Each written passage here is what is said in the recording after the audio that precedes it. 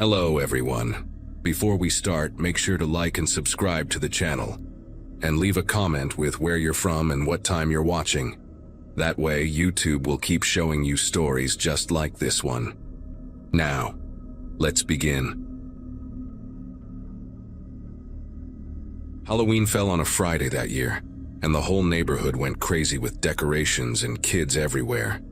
I had just turned 11 the month before, October 9th to be exact, and this was supposed to be the best Halloween ever, because Mom finally let me go out without her tagging along. Just me, my best friend Colin, and his little brother Jesse, who was 9 and obsessed with collecting every single piece of candy he could get his hands on. We'd been planning our route for weeks, mapping out which streets had the full-size bars and which houses to skip because they gave out those weird religious pamphlets instead of treats. Colin's mom made us promise to stay together, check in every hour, and be back by 9 o'clock sharp. We agreed to everything because we were just so pumped to be out on our own, hitting the streets with our pillowcases already in hand, ready to score the mother lode. The night started off perfect.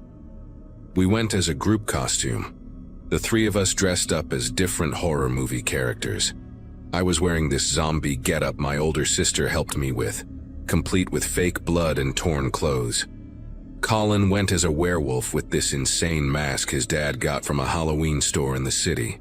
And Jesse was a tiny vampire with plastic fangs that kept falling out of his mouth every time he said trick or treat. We hit house after house, and our bags got heavier and heavier. The weather was cold enough that you could see your breath, and the streets smelled like fallen leaves and someone's chimney smoke. Every house was lit up with jack-o'-lanterns, some of them carved into crazy detailed faces, others just simple triangles for eyes. We were laughing and running between houses, comparing our hauls, and Jesse kept trying to sneak candy out of his bag, even though we all agreed to wait until we got back to Colin's place to do the official candy swap. Around 8:30, we decided to hit one last street before heading back. Sycamore Road, the one that bordered the community playground where we played basketball in the summer. The houses there were older, kind of run down compared to the rest of the neighborhood, with overgrown yards and peeling paint on most of the porches. We almost skipped it entirely because the streetlights were dim, and it looked pretty dead. But Jesse insisted because he heard from a kid at school that someone on that street gave out king-size Snickers bars. So we went, walking down the cracked sidewalk with our bags dragging behind us, already so full they were getting hard to carry. Most of the houses had their lights off, which usually means they're not participating. But there was one place about halfway down that had a single porch light on. No decorations, no carved pumpkins, nothing festive at all. Just that one yellow bulb buzzing above a dark green door. Colin said maybe we should skip it, but Jesse was already running up the driveway, so we followed. The guy who answered the door was old, probably in his 70s, with this wrinkly face and deep-set eyes that looked almost black in the shadows. He wore a cardigan that had seen better days and house slippers, and when he opened the door, he didn't smile or say anything at first. He just stared at us for a few seconds like he was sizing us up or deciding whether or not we were worth his time. Then he reached into a plastic bowl sitting on a table right inside the doorway and dropped a handful of candy into each of our bags without saying a word. Jesse shouted thank you, his voice all high-pitched and excited, but the old man just nodded once and shut the door before we even turned around to leave. Something about the whole interaction felt weird, but we were kids on a sugar high, and we didn't think much of it. We just moved on to the next house, which had its lights off, so we turned back toward Collins Street, ready to finally dig into our loot and start the trading process we'd been waiting for all night.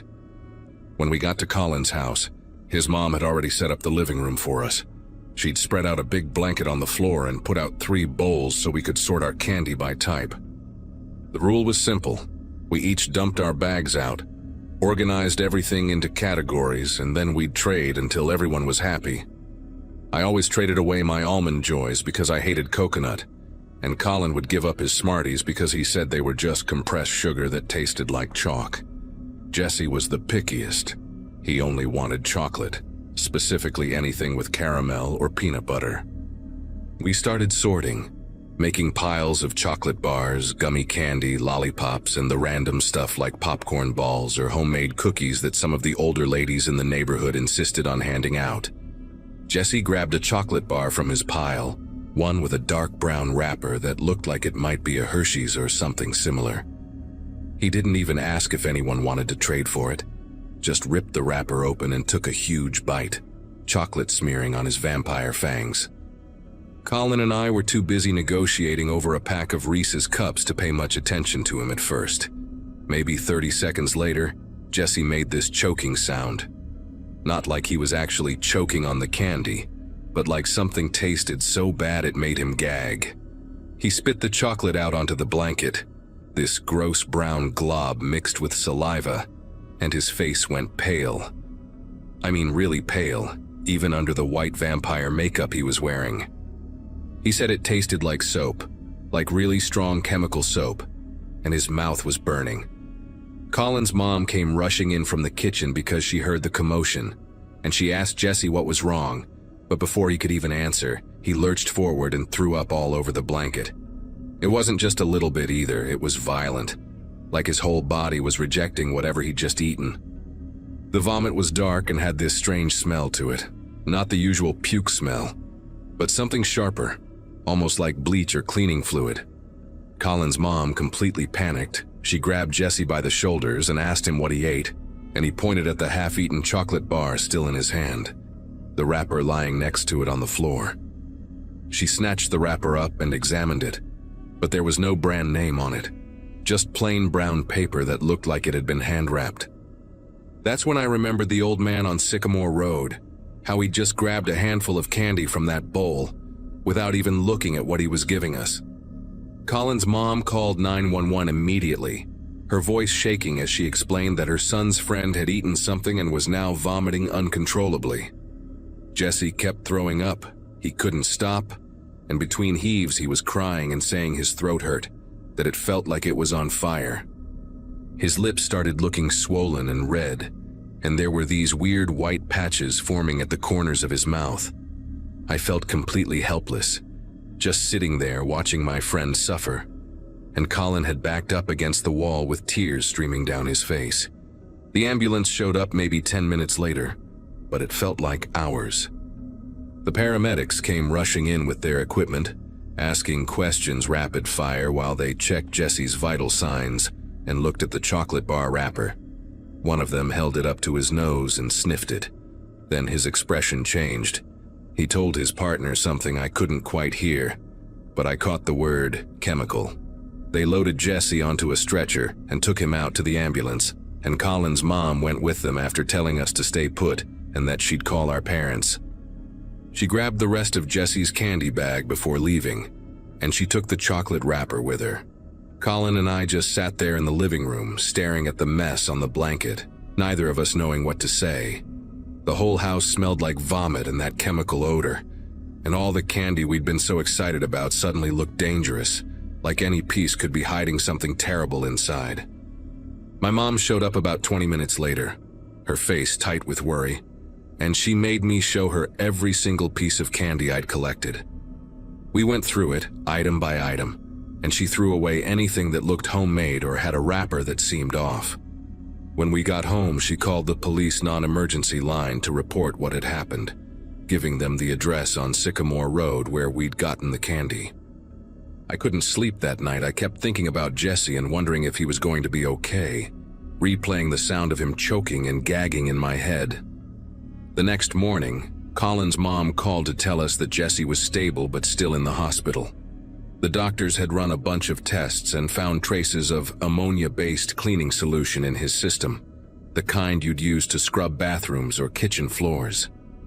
They'd had to pump his stomach and give him medication to protect his throat and esophagus from the chemical burns. He was going to survive, thank God, but he'd be in the hospital for at least a few more days under observation. The police had gone to the house on Sycamore Road early that morning and questioned the old man who lived there. His name was Howard Pruitt, and apparently he'd been living alone in that house for over 15 years after his wife died. Neighbors said he was always complaining about kids cutting through his yard or making noise near the playground, calling them vandals and troublemakers, even when they were just playing. The police searched his house and found a whole stash of candy in his kitchen, chocolate bars that he'd carefully unwrapped, coated with a diluted cleaning solution using a paintbrush, and then rewrapped in plain brown paper. He'd made dozens of them. When the police confronted him, Howard didn't even try to deny it. He admitted everything, said he'd only wanted to teach the kids in the neighborhood a lesson, to scare them into staying away from his property. He claimed he'd diluted the cleaning solution enough that it wouldn't kill anyone, just make them sick enough to think twice about trick-or-treating near his house again.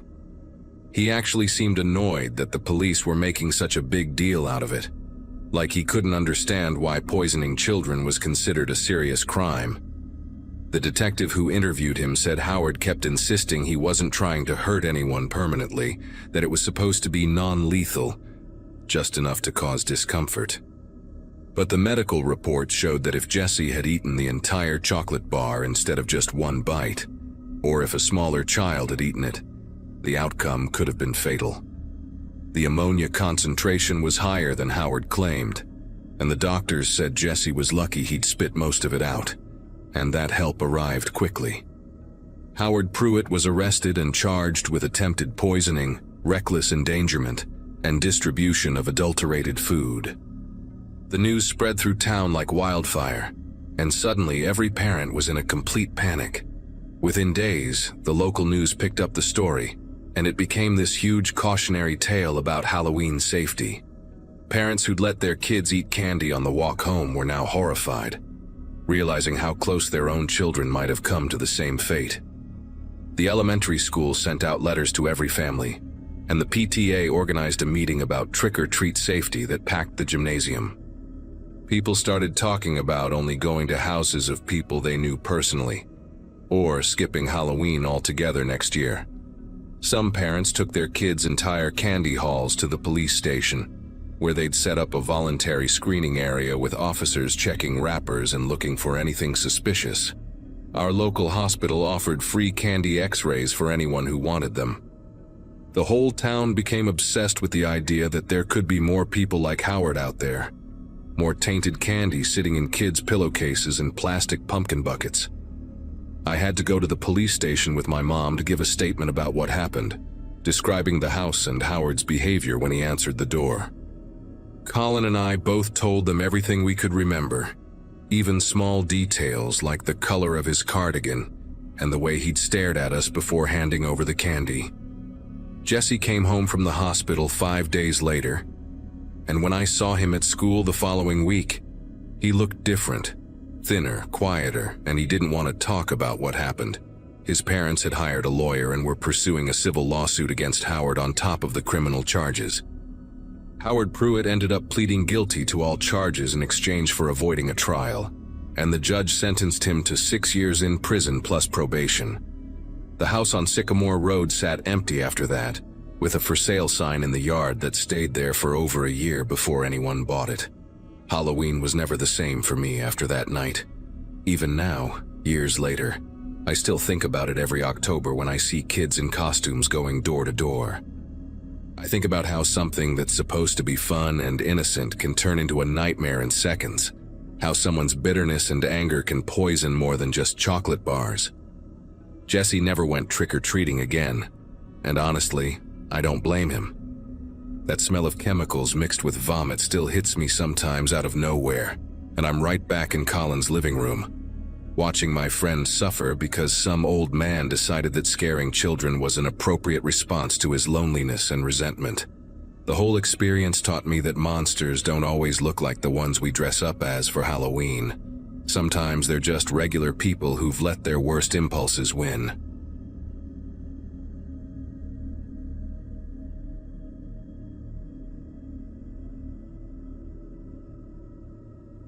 We'd been in Forest View for about 3 months when October rolled around, and honestly, I was still getting used to the whole suburban thing. Our old place in Wisconsin had maybe 20 houses scattered along a county road, so this neighborhood with its neat rows and HOA rules felt like a different planet. My little brother Ethan was 11 and had already made friends at his new school. which was more than I could say for myself. High school as the new kid sucked, especially when everyone had known each other since kindergarten. But that night, Halloween night, Mom handed me a flashlight and told me to take Ethan trick-or-treating while she stayed back to hand out candy. He'd been planning his route for weeks, had this whole map drawn on notebook paper with houses circled in red marker, based on intel from kids in his grade about who gave out the good stuff. He was dressed as a ninja, complete with a plastic sword and those weird toe shoes, doing these exaggerated kicks every few steps that made me want to walk 10 feet behind him. We headed out around 6:30, right when the sky was doing that deep purple thing before going fully dark. The air had that perfect autumn chill, and you could smell wood smoke from someone's fireplace mixed with the sugar-sweet scent of candy. Little kids in costumes were already swarming the sidewalks, parents trailing behind with flashlights and those orange pumpkin buckets.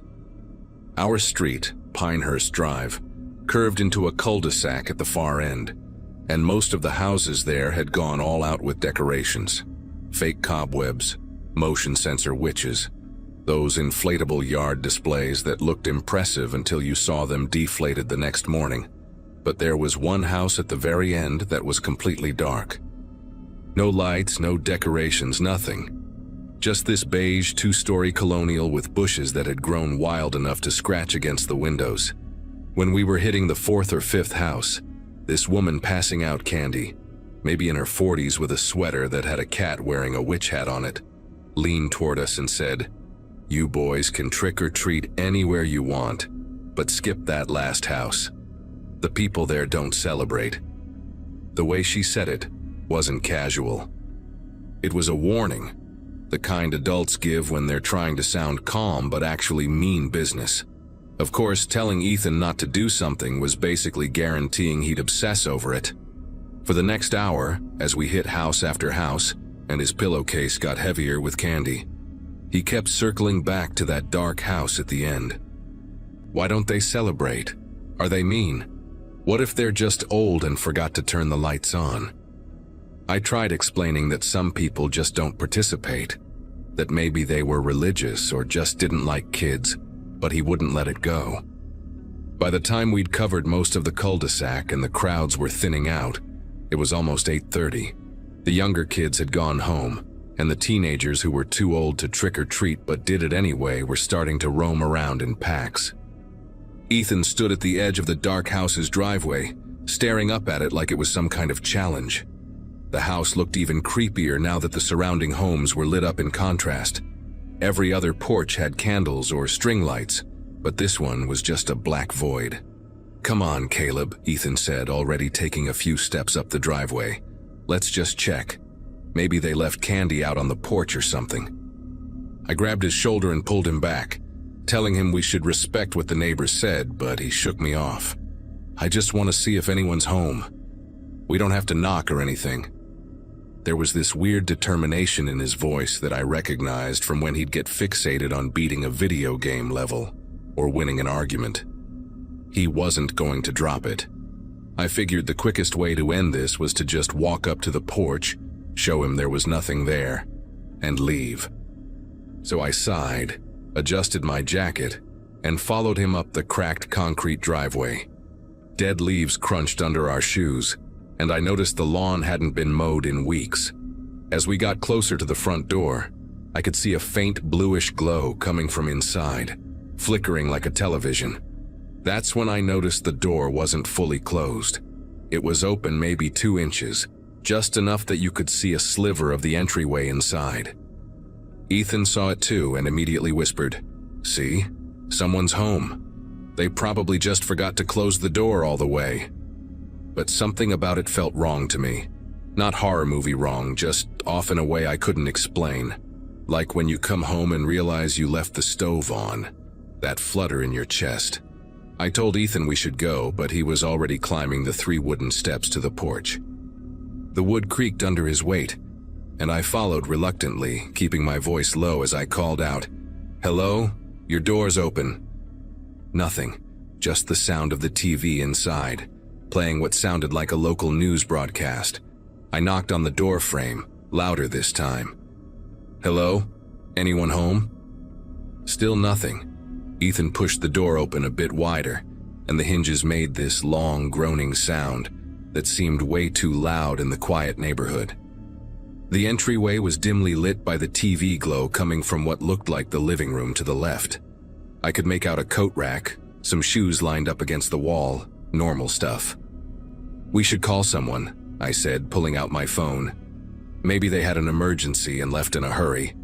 But Ethan was already stepping inside, his ninja sword bumping against the door frame. "Ethan, what are you doing?" I hissed, but he ignored me, moving toward the TV light like a moth.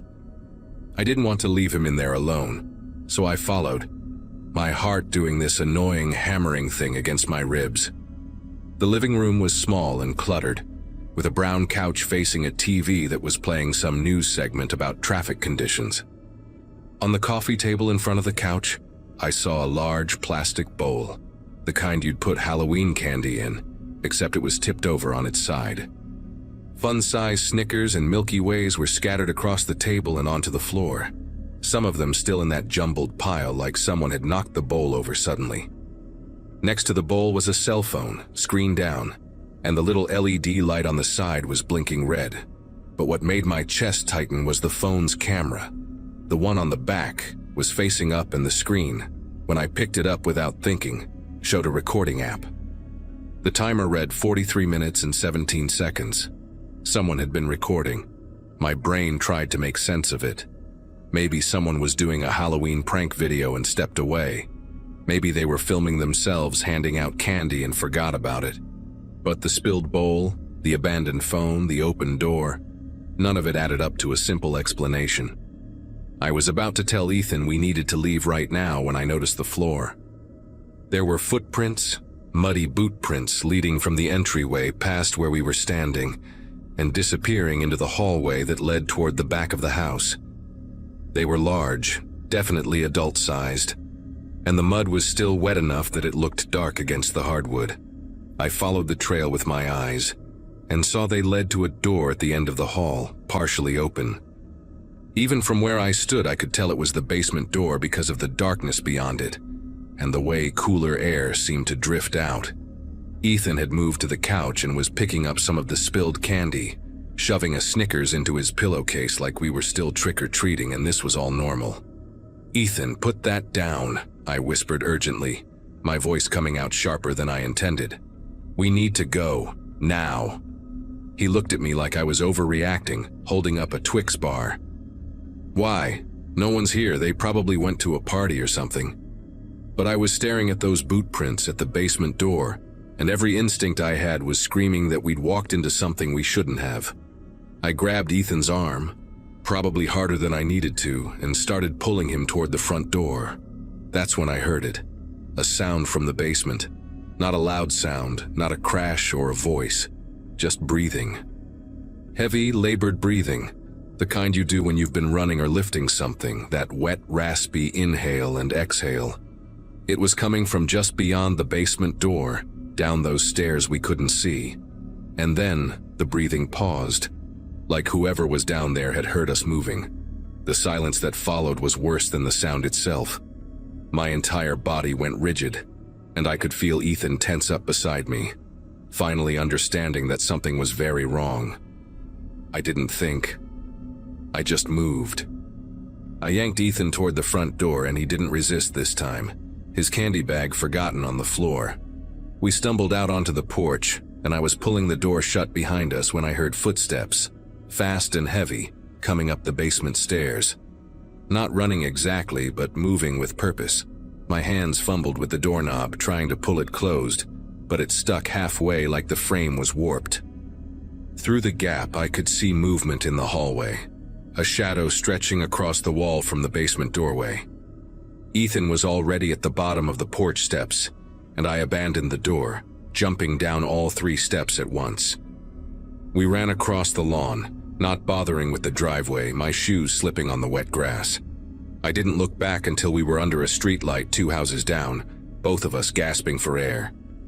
When I finally turned around, the house looked exactly as it had before, dark and silent, the front door still hanging open. No one came out. No one appeared in the windows. It was like the whole thing had been swallowed back into the darkness. Ethan was shaking, his ninja sword crooked on his back, his face pale even in the orange glow of the streetlight.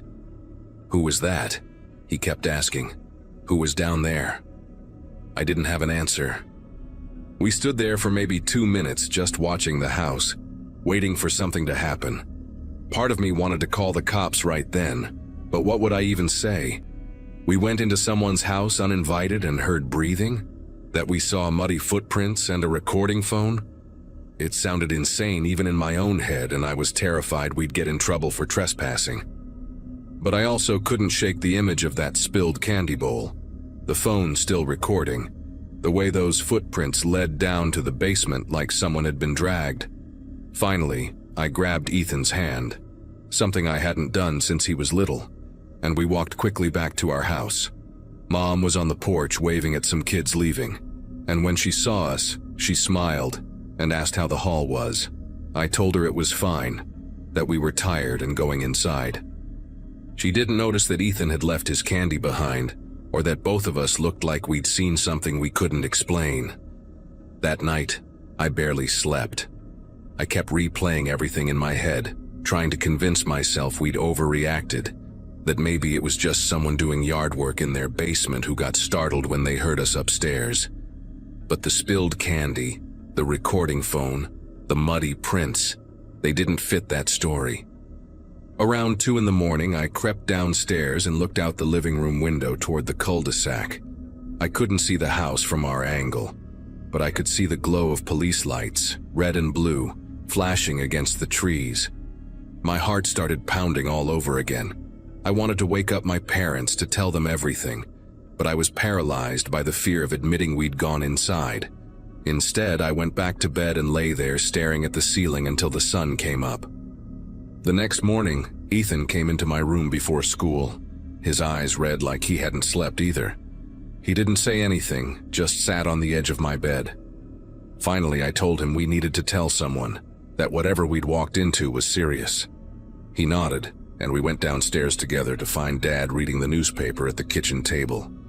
Before I could say anything, Dad looked up and said, "Did you boys hear about the situation on Pinehurst last night?" My throat went dry. He folded the paper and continued. "Apparently there was a break-in at one of the houses. The couple that lives there came home from dinner and found someone had been inside. Police were there for hours." I asked which house, even though I already knew. "The one at the end, the Crawfords. Wife said she'd left a bowl of candy by the door before they left, and when they got back, it was knocked over, front door wide open. They think someone was trying to rob the place and got spooked when they came home." My mind raced. That meant we'd been in there while someone was still in the basement. The homeowners had come back while we were running away. The breathing we heard, the footsteps, that was the intruder. I felt sick. Dad kept talking, saying the police were asking neighbors if they saw anything suspicious, and I knew right then that we had to tell them. Ethan looked at me, waiting for me to make the decision. I took a breath and told Dad everything. The open door, the phone recording, the muddy prints, the breathing from the basement. He didn't yell or get mad. He just grabbed his keys and told us to get in the car. We drove to the police station, and I gave a statement to an officer who wrote everything down while nodding seriously. He said the phone recording was crucial evidence that whoever broke in might have accidentally activated it. They'd already dusted for prints and were checking security cameras from other houses. A few days later, they arrested someone, a guy from 2 towns over with a history of burglaries. He'd been hiding in the basement when the homeowners returned and fled through a back window after we left. The officer told my dad that if we hadn't spooked him by being in the house, he might have confronted the Crawfords directly when they came home, and things could have gone very differently. I don't know if that made me feel better or worse. We probably saved someone from getting hurt, but we also could have gotten hurt ourselves.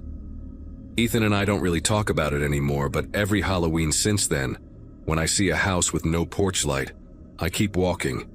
Some doors aren't meant to be opened even when they're already cracked.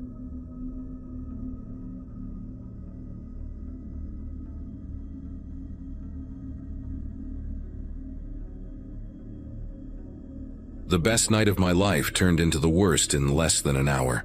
My 13th birthday had come and gone that September of 2016, and with it came a new privilege: trick-or-treating without parents hovering behind us. Mom finally trusted me enough to go out with just my friends, as long as we stuck together and came home by 9. Our group had 5 people that year: me, Jason, my cousin Amanda, Brian from across the street, and Lucia, who lived 3 houses down. We'd spent the better part of October planning our route, circling houses on a hand-drawn map that gave out king-size candy bars, crossing out the ones that handed out pennies or toothbrushes. Jason was absolutely bouncing off the walls because his parents had been super controlling the year before, dragging him home at 7 while the rest of us kept going. They'd finally eased up and given him the same 9 o'clock curfew as everyone else. He kept going on and on about how we were going to clean out the entire neighborhood, stuff our pillowcases so full we'd need to make trips home to empty them. That feeling of independence, of being allowed to wander the streets on our own for the first time, made everything sharper and more exciting. None of us could have imagined that before the night ended, one of us would vanish, and the rest of us would carry that weight for the rest of our lives. We left around 6 in the evening, just as the sky shifted from orange to deep purple, and the streetlights flickered on one by one. The air had that perfect autumn chill where you could see your breath but didn't need a heavy jacket yet. I dressed as a zombie with torn jeans and a shredded shirt, fake blood smeared all over my face and hands that my mom had helped apply. Jason wore this glow-in-the-dark skeleton costume that looked sick once it got dark enough. Amanda went as a witch with a pointy hat that kept falling off. Brian chose some anime character I didn't recognize, and Lucia had on a vampire cape that dragged on the ground and kept getting caught on things. We attacked the first few blocks with pure energy, racing from house to house, our bags getting heavier by the minute.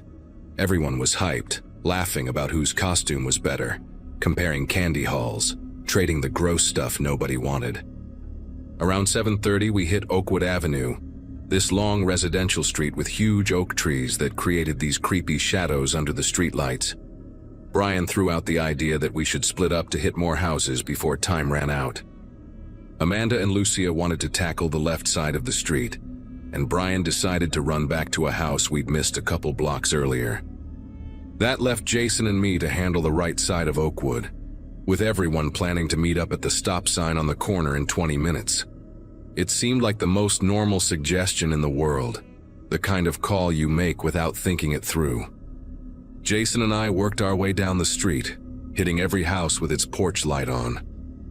We were making good time, joking around about how Brian's costume looked like a rejected comic book character, rating each house's decorations on a scale of 1 to 10. Some people went all out with fake graveyards and motion sensor zombies, while others just stuck a plastic pumpkin on their doorstep and called it a day. Around the 5th or 6th house, Jason's pillowcase ripped at the seam from all the weight, and he had to double it up inside another bag he'd brought as backup. He was grinning like crazy, showing me this massive Snickers bar someone had just given him. We had maybe 3 more houses to go before we'd loop back to meet everyone else. That's when I noticed the fire truck parked on the side of the road, about halfway down the block. It wasn't running, no lights flashing or anything, just sitting there like someone had parked it and walked away. At first, I didn't think much of it because you see emergency vehicles around neighborhoods sometimes, especially on nights like that when there's so much activity. Jason noticed it too and made some joke about firefighters probably getting called out to rescue a cat from a tree or put out someone's decorations that caught fire. We kept moving, hit another house where the lady gave us homemade popcorn balls that looked questionable, and then Jason said he wanted to cross the street to check out this one house that had this insane haunted display with animatronic ghosts.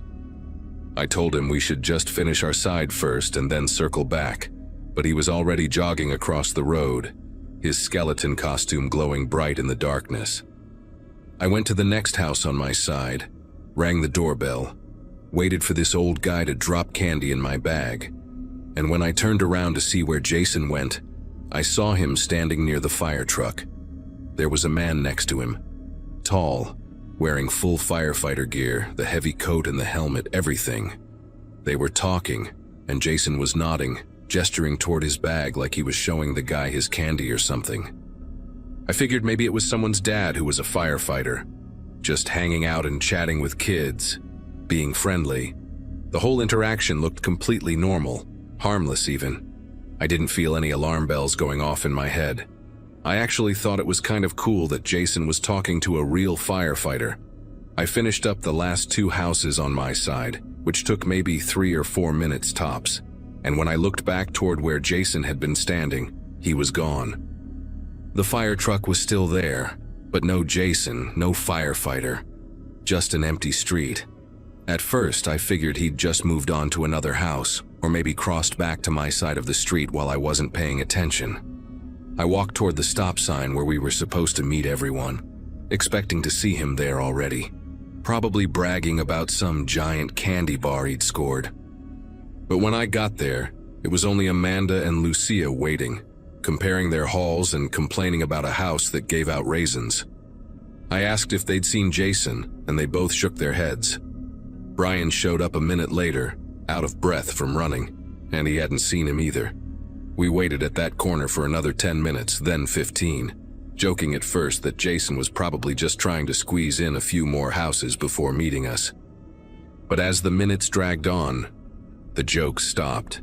Amanda suggested we walk back down Oakwood to look for him. So we did, all 4 of us retracing our steps, calling his name. We checked every yard, every side street, even knocked on a few doors asking if anyone had seen a kid in a skeleton costume. Nothing. The fire truck was gone too, which I only noticed when we got back to where I'd last seen Jason. The spot where it had been parked was completely empty.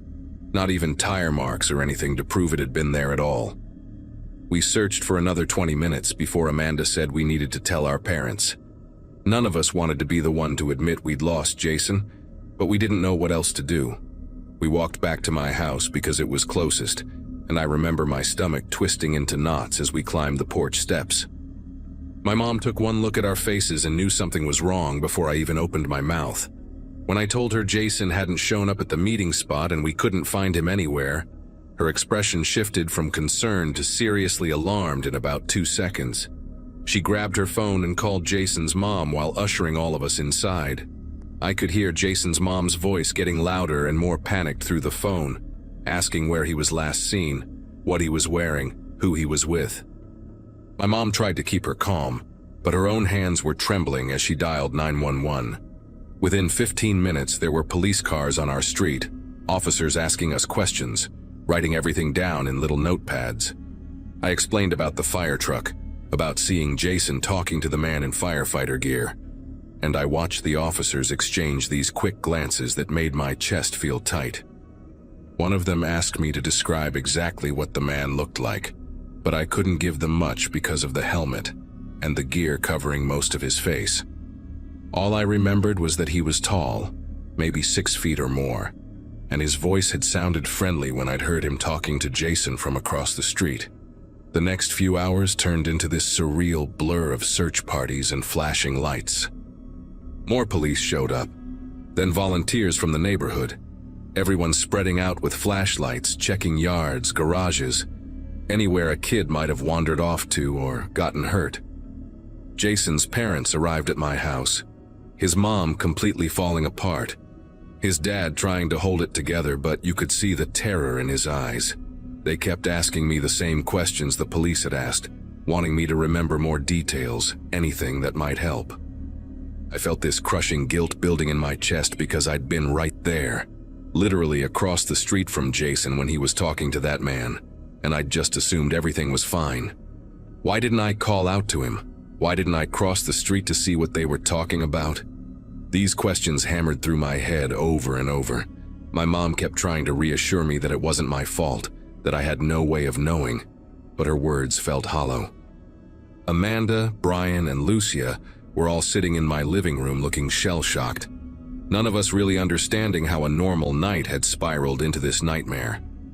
The police brought in dogs around midnight, and I watched from my window as they tracked Jason's scent down Oakwood Avenue, then lost it about a block past where I'd last seen him. The investigation kicked into high gear the next day. Detectives came to interview me again, this time with more specific questions about the fire truck and the man. They asked about the truck's number, any identifying marks, the color and condition of the firefighter gear. I did my best to remember, but everything had happened so fast and I hadn't been paying that much attention, because nothing seemed wrong at the time. They brought in a sketch artist who worked with me to create a composite, but since I'd barely seen the man's face, the drawing ended up pretty generic. What really broke the case open was the security footage. One of the houses on Oakwood had a camera system that covered their driveway and part of the street.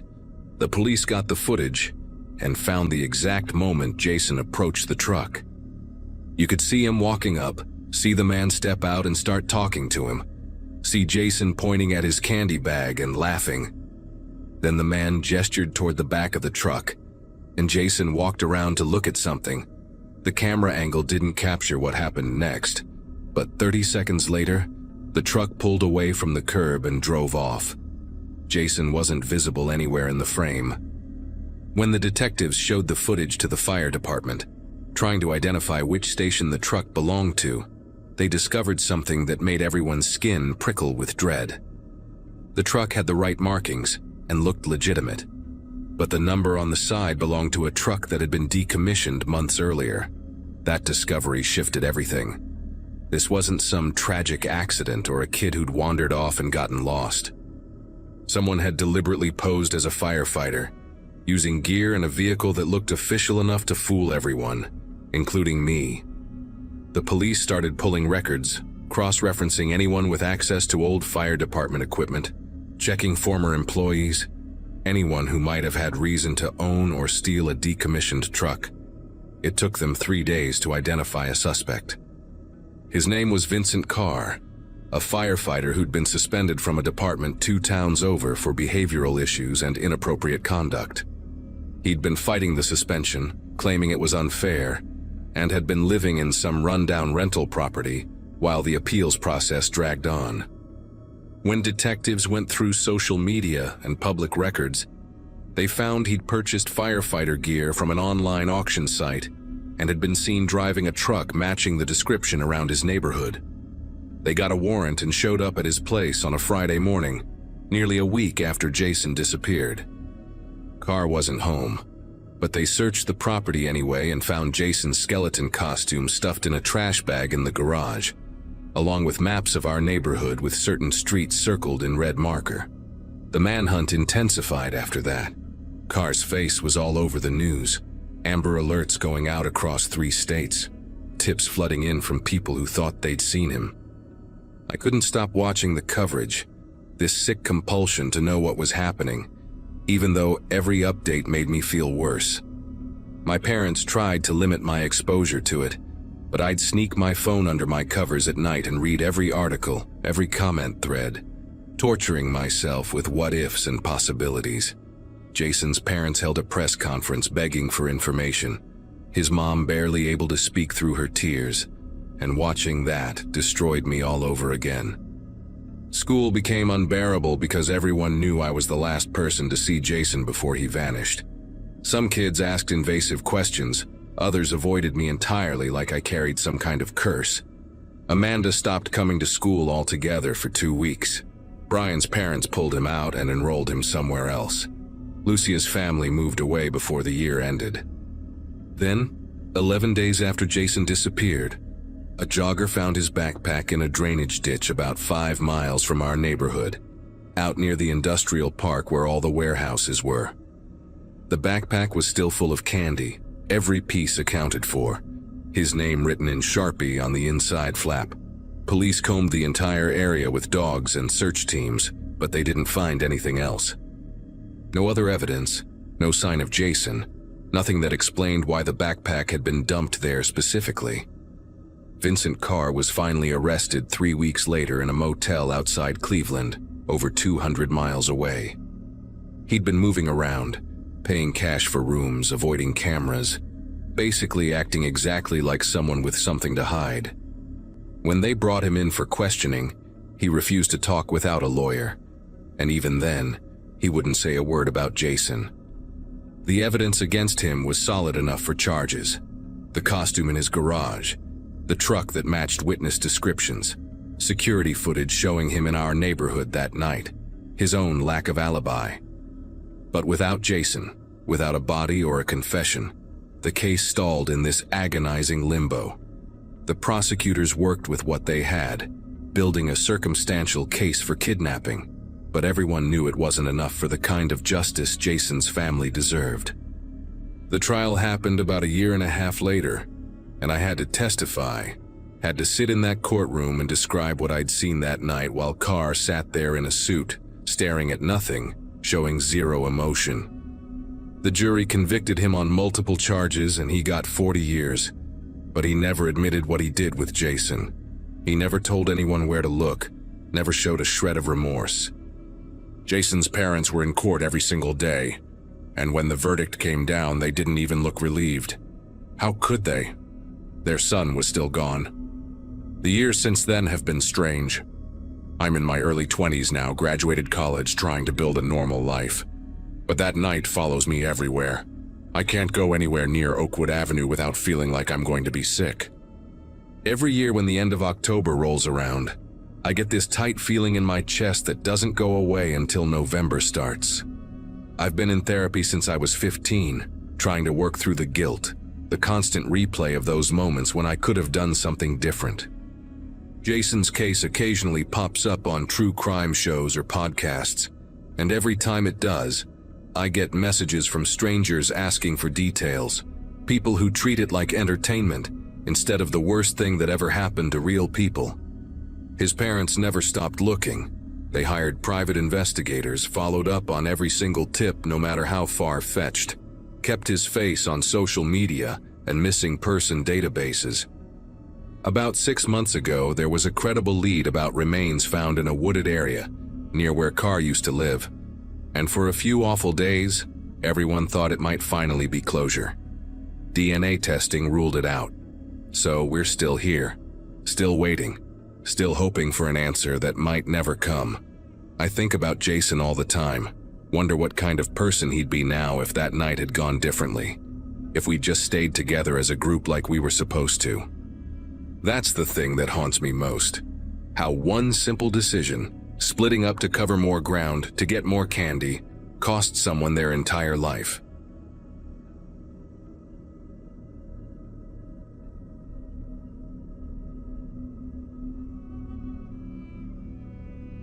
My mom stood in the doorway that October evening, arms crossed, giving me that look she always did when she was about to say no to something.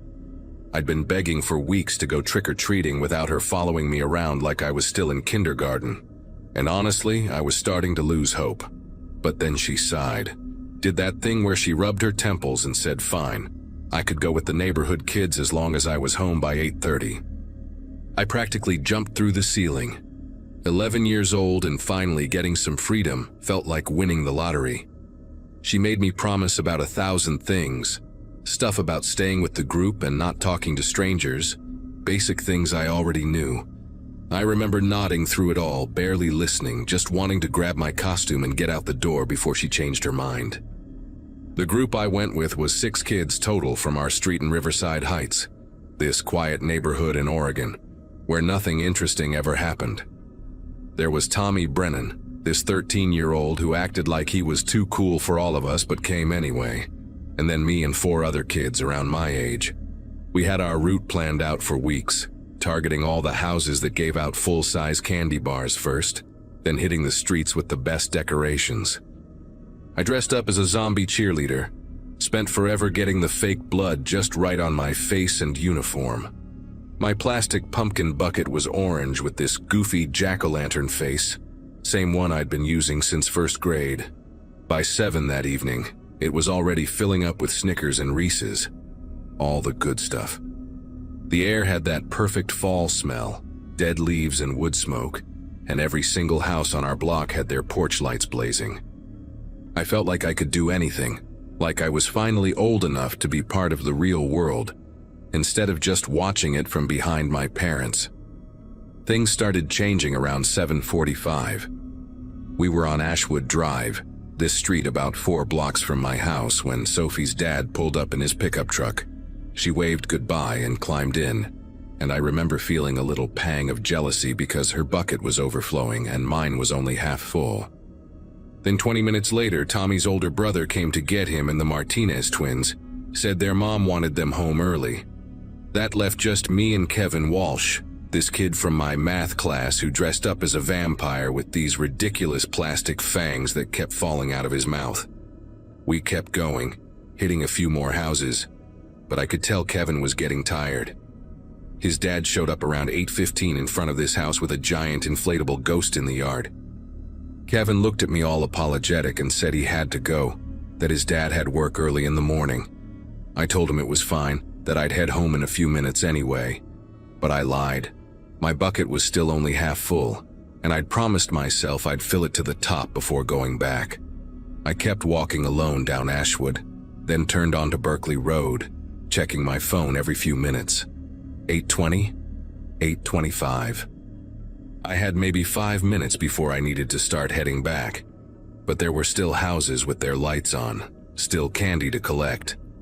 That's when I noticed the house at the end of Berkeley, number 847, sitting back from the street with this long driveway and overgrown hedges. I'd walked past it a million times going to the corner store or riding my bike to school. It was one of those houses that always looked the same. Paint peeling on the shutters, grass a little too long. Nothing special about it. But that night, something about it caught my attention. Maybe it was because every other house on the block was lit up like a carnival, and this one sat there in complete darkness. The porch light was off, the windows were black, and taped to the front door, I could just barely make out a white piece of paper that said, "No candy," in thick black marker. I should have kept walking. That's what I tell myself now, that I should have just turned around and headed home with my half-full bucket and called it a night. But I was 11 and stubborn, and annoyed that I'd wasted time going out alone when I could have gotten way more candy if the group had stayed together. So I walked up the driveway, my sneakers crunching on the gravel, telling myself I'd just knock once to be polite, to cover every house on my route like I'd planned. The no candy sign was right there at eye level when I reached the door, the tape yellowed and curling at the edges like it had been there for weeks. I raised my hand to knock anyway, one of those stupid defiant moments where you do something just because someone told you not to. But before my knuckles even touched the wood, I heard this sound from inside. A creaking sound, like old furniture shifting weight. Then the door moved, just an inch, swinging inward on its hinges without anyone pulling it. The smell hit me first, not like rotting food or garbage, but something stale and thick, like a room that hadn't had fresh air in months. I stood there in the doorway, my pumpkin bucket hanging from my wrist, peering into the darkness. My eyes adjusted slowly, shapes emerging from the gloom. A narrow hallway, a staircase going up on the left, and straight ahead, through an archway, I could see into what must have been the living room. That's where I saw her. A woman sitting on a couch, completely still, her body angled toward a television that was on but showing nothing except gray and white static. The glow from the screen lit up her face in this weird flickering way, and even from where I stood I could see she was older, maybe 60 or 70, with gray hair pulled back in a loose bun. She wore a floral housecoat, the kind my grandmother used to wear, and her hands rested on her lap like she'd just sat down to watch her shows and fallen asleep. I called out, "Hello?" My voice came out smaller than I meant it to, almost a whisper. The woman didn't move. The static from the TV was the only sound, that constant hissing white noise that makes your ears feel full. I thought maybe she was hard of hearing, that she hadn't noticed the door opening or me standing there. My mom had always taught me to be respectful to elderly people, to help them if they needed it, so I took a step inside. Just one step. The floorboards creaked under my weight, loud enough that I was sure she'd hear it and turn around, but she didn't. She just kept sitting there, facing that static screen, her silhouette perfectly still against the gray light. I took another step, then another, moving down the hallway toward the living room. My bucket bumped against my leg with each step, the candy inside shifting and rustling. When I reached the archway, I could see her more clearly now, see the way her housecoat had a coffee stain on the collar, see the veins visible on the backs of her hands. That's when I noticed her eyes. They were open, wide open actually, staring straight at the television screen with this blank, glassy look that made my chest tighten. She wasn't asleep. She wasn't even blinking. I stood there for what felt like an hour, but was probably only a few seconds watching her, waiting for her to blink or shift or do anything that would prove she was just zoned out watching TV. But nothing happened. Her chest wasn't moving up and down the way it should when someone breathes. Her fingers weren't twitching. She was just there, frozen, like a mannequin someone had posed on the couch. I opened my mouth to say something, to ask if she was okay, but the words got stuck in my throat. And that's when I saw the coat. A man's jacket, dark blue or maybe black in the dim light hanging on the wooden chair beside the couch. It was dripping. Not a lot, but enough that I could see the small puddle forming on the hardwood floor beneath it, the fabric heavy and saturated like someone had just come in from a storm. But it hadn't rained that night. I remembered that clearly because I'd checked the weather obsessively all week, terrified that it would pour and ruin everything. The sky had been clear when I left my house, cold but dry, not a cloud anywhere. So why was that coat soaking wet? I stared at it, at the water dripping in the steady rhythm, plip, plip, plip onto the floor, and my brain started putting together things I didn't want it to put together. Someone else was in this house. Someone who'd just come in. Someone who'd hung up their wet coat and then what? Just left this woman sitting here like this? I took a step backward, my sneakers squeaking on the floor, and that tiny sound felt like a gunshot in the silence. My heart was pounding so hard I could hear it in my ears, louder than the static from the TV. I needed to leave. I needed to get out of there right now and call someone, call my mom, call the police, call anyone. I turned toward the hallway, ready to run, and that's when I heard it. Footsteps. Heavy, deliberate footsteps coming from upstairs, right above my head. The ceiling creaked with each step, old wood groaning under weight, and I could track the movement as whoever it was walked across the second floor. They were heading toward the staircase, toward me, every muscle in my body locked up.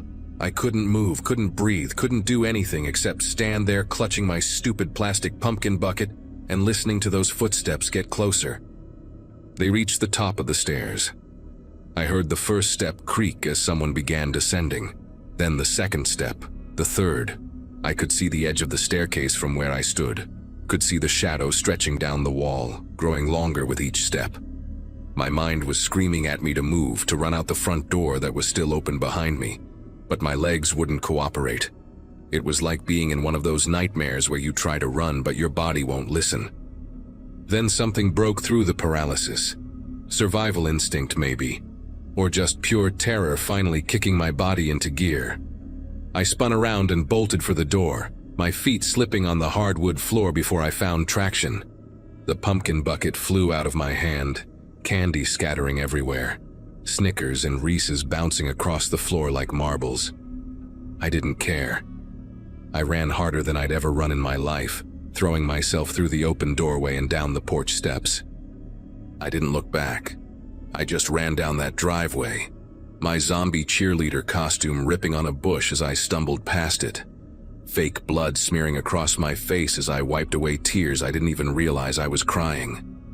When I hit the sidewalk, I kept running, past 3 houses, 4 houses, 5, until my lungs were burning and my legs felt like they were going to give out. Only then did I stop and turn around. The house sat there in the darkness, exactly like before. Door still open. No one following me. Just that black rectangle of an entrance and silence. I pulled out my phone with shaking fingers and called my mom. She answered on the first ring, already annoyed that I was cutting it close to 8:30. But when she heard my voice, all choked up and scared, her tone changed instantly. I couldn't get the words out right at first, kept stumbling over them. trying to explain about the house and the woman and the wet coat and the footsteps. She told me to stay where I was, that she was coming to get me right now, and I stood there under a streetlight shaking like a leaf until I saw our car coming down the street. When I got in, she took one look at my face and knew something was really wrong. I told her everything while she drove straight to the police station, didn't even go home first. The officer at the desk looked skeptical at first, probably thought I was some kid making up stories after watching too many scary movies on Halloween, but my mom was insistent. She demanded they check on the woman, said her daughter wouldn't make something like this up. 2 patrol cars went to the house that night. My mom and I waited at the station for what felt like forever, sitting in those uncomfortable plastic chairs while I kept replaying everything in my head.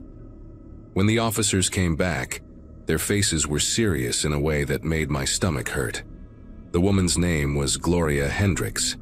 She was 73 years old and lived alone after her husband passed away 5 years earlier. According to the officers, she died sometime that afternoon, probably a heart attack or stroke, just sitting there on her couch watching television. The medical examiner would confirm it later, but they were pretty sure she'd been gone for hours before I walked in. What scared me even more was what they found upstairs. Her nephew, Douglas Hendricks, had been staying with her for the past 2 weeks.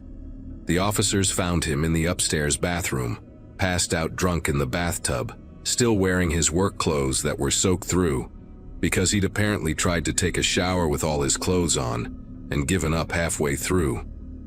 That explained the wet coat downstairs and the footsteps I'd heard. The officers told us that Douglas had no idea his aunt had died. He'd come home from work around 6 that evening, already drunk, went straight upstairs without checking on her, and passed out in the tub. He never even noticed she was sitting there dead in the living room. When they woke him up and told him what happened, he completely broke down. They didn't charge him with anything because technically he hadn't done anything wrong, just failed to check on his elderly aunt when he came home too wasted to function. But the officers said if I hadn't gone into that house, if I hadn't called it in, Gloria might have sat there for days before anyone found her. Douglas was supposed to be taking care of her, but he was too deep in his own problems to notice hers. One of the officers, this woman with kind eyes and gray hair pulled back in a bun kind of like Gloria's, she knelt down in front of me and said, I did the right thing by calling for help, that I was very brave. I didn't feel brave. I felt sick and scared and guilty for some reason I couldn't explain. My mom drove us home in silence. When we pulled into our driveway, she turned off the car, but neither of us moved for a long time. Finally, she reached over and squeezed my hand and said that sometimes life puts us in situations we're not prepared for. Situations where we see things we're too young to understand.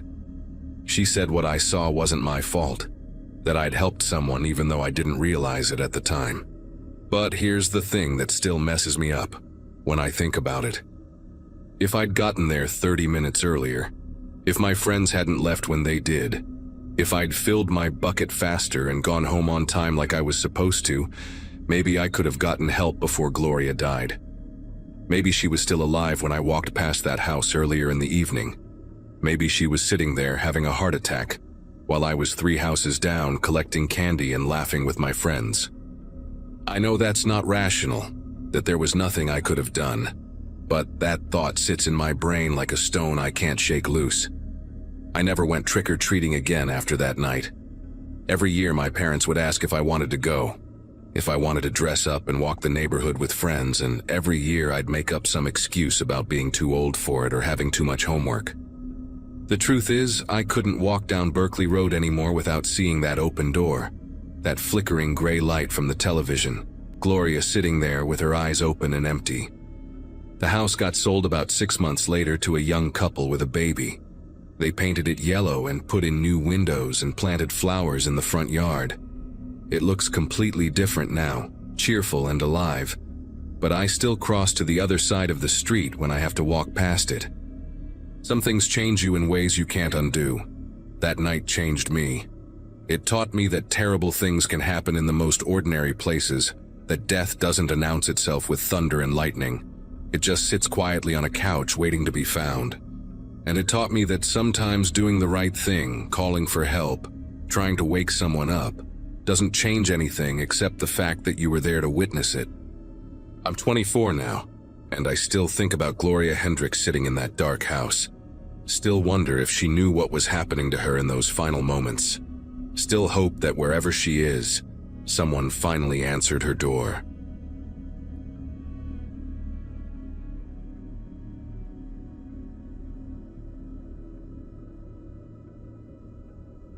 Halloween fell on a Saturday in 2022, and I remember thinking that made it perfect. No school the next day meant nobody had an excuse to bail early. I was a junior at Westfield High, and honestly, most people my age had already aged out of trick-or-treating. But my friends and I had this tradition where we'd dress up ironically, hit the rich neighborhoods, and see who could collect the most candy. Childish? Maybe. But free candy is free candy, and it beats sitting at home watching horror movies we'd all seen a dozen times.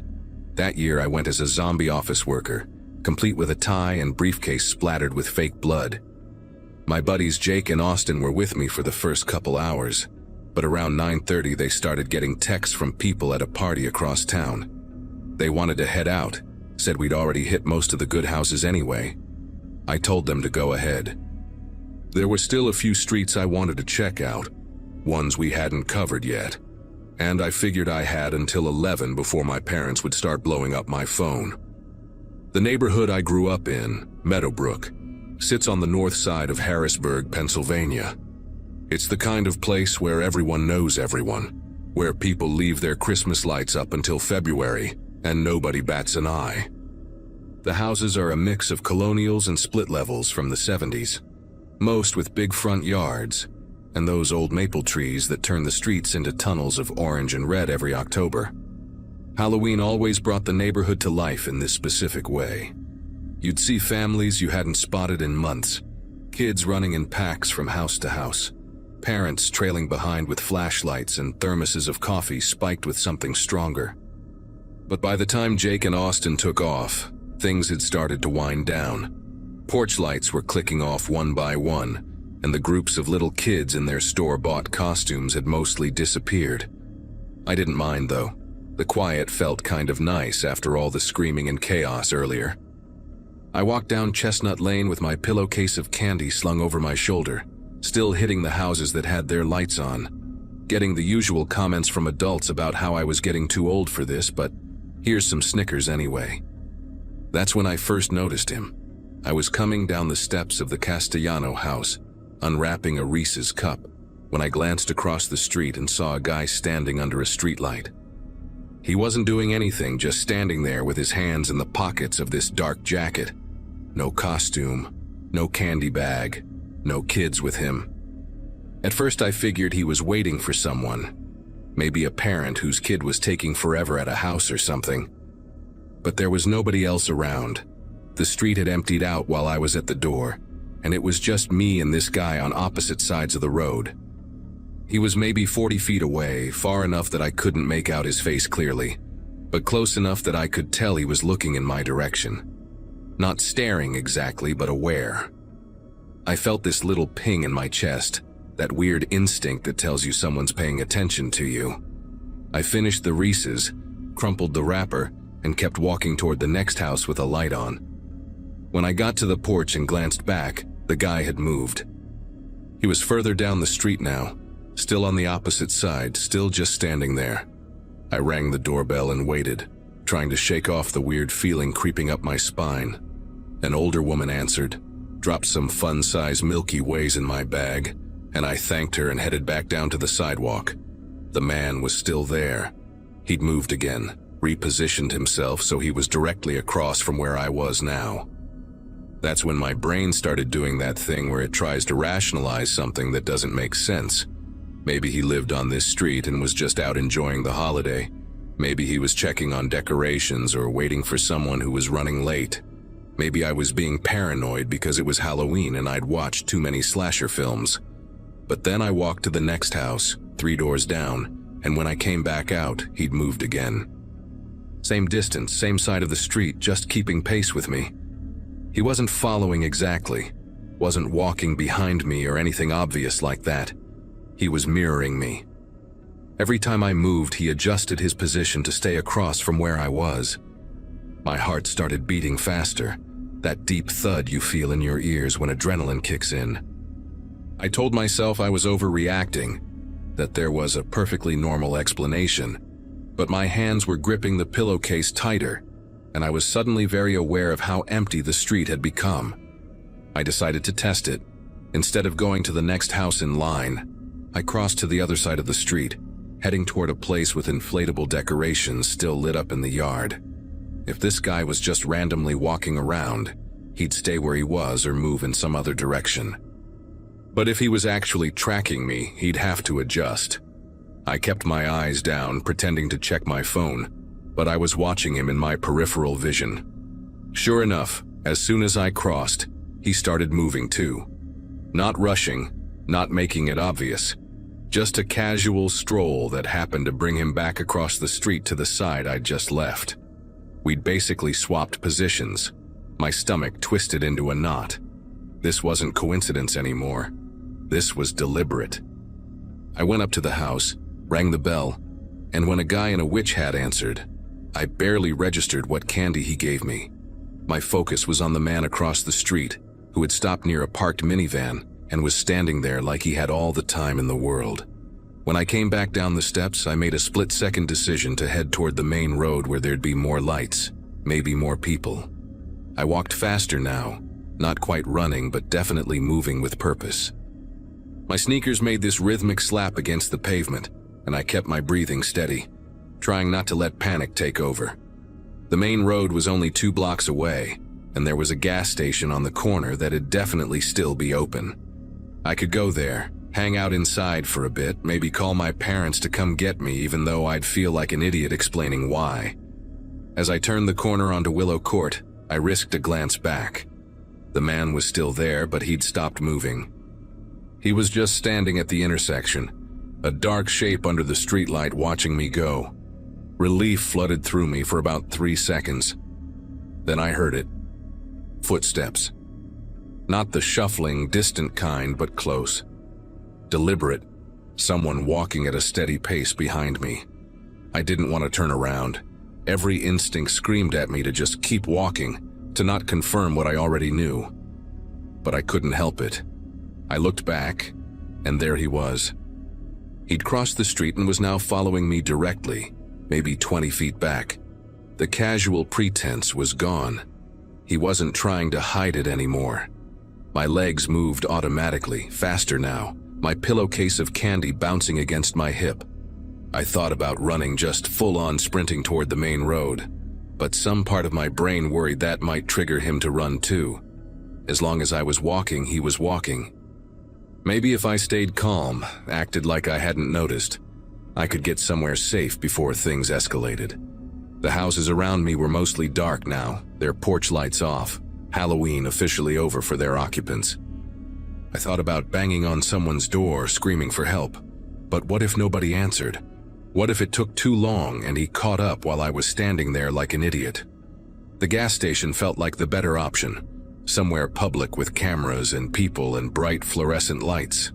I could see the glow of it in the distance, maybe 3 more minutes if I kept this pace. Behind me, the footsteps maintained their rhythm. Not faster, not slower, just there, constant. I pulled my phone out of my pocket, thinking I'd call someone, anyone, but my hands were shaking so badly I nearly dropped it. The screen lit up showing 10:17. Still had 43 minutes until curfew. My parents wouldn't even be worried yet. I was about to dial Jake when I made the mistake of looking back again. The man had closed the distance. He was maybe 10 feet behind me now, close enough that I could see his face in the glow of a porch light I was passing. He looked completely ordinary. That's what freaked me out the most. No mask, no weapon visible, nothing that screamed danger except for the fact that he was following a teenager down a dark street. He had short brown hair, a weathered face that could have been anywhere from 35 to 50, and he was wearing jeans and that dark jacket, navy blue or black. His expression was blank, neutral, like he was just out for an evening walk and I happened to be in front of him. But his eyes were locked on me with this focused intensity that made my skin feel too tight. I shoved my phone back in my pocket and made a choice. I was going home. The gas station was too far, and I wasn't sure I could maintain this pace for 3 more blocks without breaking into a run. My house was closer, just 2 streets over. My parents might not be home yet. They usually didn't get back from their Saturday night dinners until 11. But at least I'd have walls and locks and I could call 911 if this guy tried to follow me inside. I turned right onto Grandview Drive, my street, walking as fast as I could without breaking into a jog. The footsteps behind me turned too. Of course they did. My house was the 7th one down, a tan split level with white shutters and a dogwood tree in the front yard that my dad was always threatening to cut down because it dropped too many leaves. As I got closer, my heart sank. Our porch light was on, the only one still lit on the entire block, which meant I'd forgotten to turn it off before I left. It also meant the house looked occupied when it wasn't. Every other house sat dark and buttoned up for the night, but mine glowed like a beacon. I glanced at the driveway as I approached. Empty. No Honda Accord, no Jeep Cherokee. My parents were definitely still out. The reality of being completely alone hit me like cold water. I fumbled in my pocket for my keys. That stupid Batman keychain Jake had given me last Christmas jangling as I pulled them out. My hands wouldn't stop shaking. I could hear the footsteps still behind me, and I didn't need to look to know he was still there, still following. I made it to the front walk and practically ran up the 3 concrete steps to the porch. The key slid into the deadbolt on my second try, and I twisted it, hearing that beautiful click of the lock disengaging. I pushed the door open and stumbled inside, immediately turning to slam it shut behind me. That's when I saw him clearly for the first time in full light. He'd stopped at the corner of my property, right where the sidewalk met our front lawn, standing perfectly still under the streetlight. He was just watching, not approaching, not leaving, just standing there with his hands in his pockets like he had all the patience in the world. The porch light illuminated half his face, throwing the other half into shadow, and I could see that same blank expression, that focused stare aimed directly at my front door. I slammed the door shut, locked the deadbolt, then the chain, then the handle lock. 3 locks total. I backed away from the door, my breath coming in short gasps, and moved to the window beside it. The curtain was already drawn, but I pulled back just the edge, just enough to peek out. He was still there, standing, waiting. I grabbed my phone and dialed 911 with trembling fingers. The dispatcher answered on the second ring, and I tried to explain what was happening, but my words came out jumbled and panicked. A man followed me home. He's outside right now. I'm alone. Please send someone. She was calm, professional, asked for my address and told me officers were on the way. She stayed on the line with me, asking questions I barely heard. Was he armed? I don't know. Did he threaten you? Not verbally, but he followed me for blocks. What's he doing now? Just standing there. The whole time I was on the phone, I kept my eyes on that window, watching his shadow under the streetlight. He didn't move, didn't pace, didn't pull out a phone, didn't do anything. Just stood there like a statue, facing my house. 5 minutes passed, though it felt like an hour. The dispatcher kept talking to me, keeping me calm, and then I heard the most beautiful sound in the world. Sirens. Distant at first, then growing louder as they approached. The man heard them too. I saw his head tilt slightly, listening, and then without any rush or panic, he simply turned and walked away. Not running, not hurrying, just a casual walk back the way he'd come, disappearing into the darkness between streetlights. 2 police cars pulled up less than a minute later, their lights painting my house in alternating red and blue. I unlocked the door and met the officers on the porch, and one of them immediately went to search the area while the other took my statement. I told him everything, described the man as best I could, explained the route we'd taken. They found nothing. No sign of him anywhere in the neighborhood. The officer was kind, took me seriously, didn't make me feel stupid or paranoid. He said they'd increase patrols in the area and asked if I wanted to file a formal report. I said yes. My parents came home about 20 minutes later, called back early by the dispatcher, and I'd never been so relieved to see them. They were scared, angry, hovering. My mom kept hugging me while my dad talked to the officers.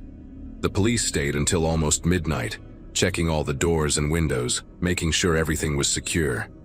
They never found the man. No neighbors had seen anything. No security cameras caught him, nothing. It was like he'd just vanished. For weeks after, I couldn't shake the memory of him standing there under that streetlight, just watching. Police never identified him, never got any leads. I finished high school, went to college, moved on with my life.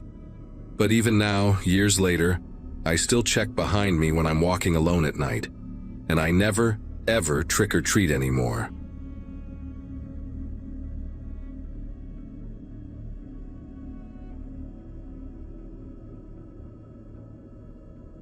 Me and my buddies had been planning the ultimate trick-or-treating vlog for weeks. We weren't little kids anymore, just grabbing candy and going home. No, we wanted to document everything, make it cinematic, blow up on TikTok with something actually cool. I'd gotten my driver's license in early September, 2 weeks after turning 16, which suddenly made me the guy with the car and the guy responsible for coordinating this whole operation. Aaron, Chris, Miguel, and me decided we were going full commitment on costumes too. I spent 3 hours working on this zombie surgeon look, complete with a chest wound I made using liquid latex and food coloring that looked disturbingly real. Aaron ordered this insane leather plague doctor mask online that made him look like he stepped out of a horror movie. Chris and Miguel went as killer clowns, except they made it genuinely unsettling instead of the usual party store garbage. The main thing, though, was the GoPros. We each strapped one to our chests, the same kind streamers use, because Aaron was convinced that if we captured everything from multiple angles and edited it right, we could actually go viral. The plan was simple: hit every street in Cedar Brook Estates before midnight, get reactions from homeowners, showcase the craziest decorations, and turn it into this epic Halloween special that would get us internet famous. October 31st, 2023 started out perfect. The weather was weird for Michigan, sitting at like 60 degrees even after the sun went down, so we didn't need jackets covering up our costumes. We started around 7 in the evening, right in that sweet spot where it was dark enough to feel like real Halloween, but early enough that families with little kids were still out. Our neighborhood goes absolutely insane for the holiday. People drop thousands on decorations, turning entire front yards into elaborate haunted graveyards with fog machines, animatronic witches, motion sensor zombies, the whole production. We hit the first 10 houses without anything particularly interesting happening. Just the standard compliments on our costumes and king-size candy bars getting tossed into our bags.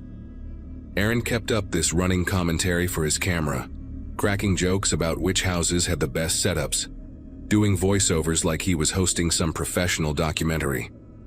Around House 15, we got to this place on Buttonwood Drive that had the most elaborate decorations I'd seen all night. Full-size skeletons were climbing up the brick exterior. Orange spotlights illuminated every corner of the yard. And there was this massive plastic cauldron by the front door with dry ice creating this rolling fog effect. The guy who answered looked maybe mid-40s, regular suburban dad type, holding a big wooden bowl filled with premium chocolate bars.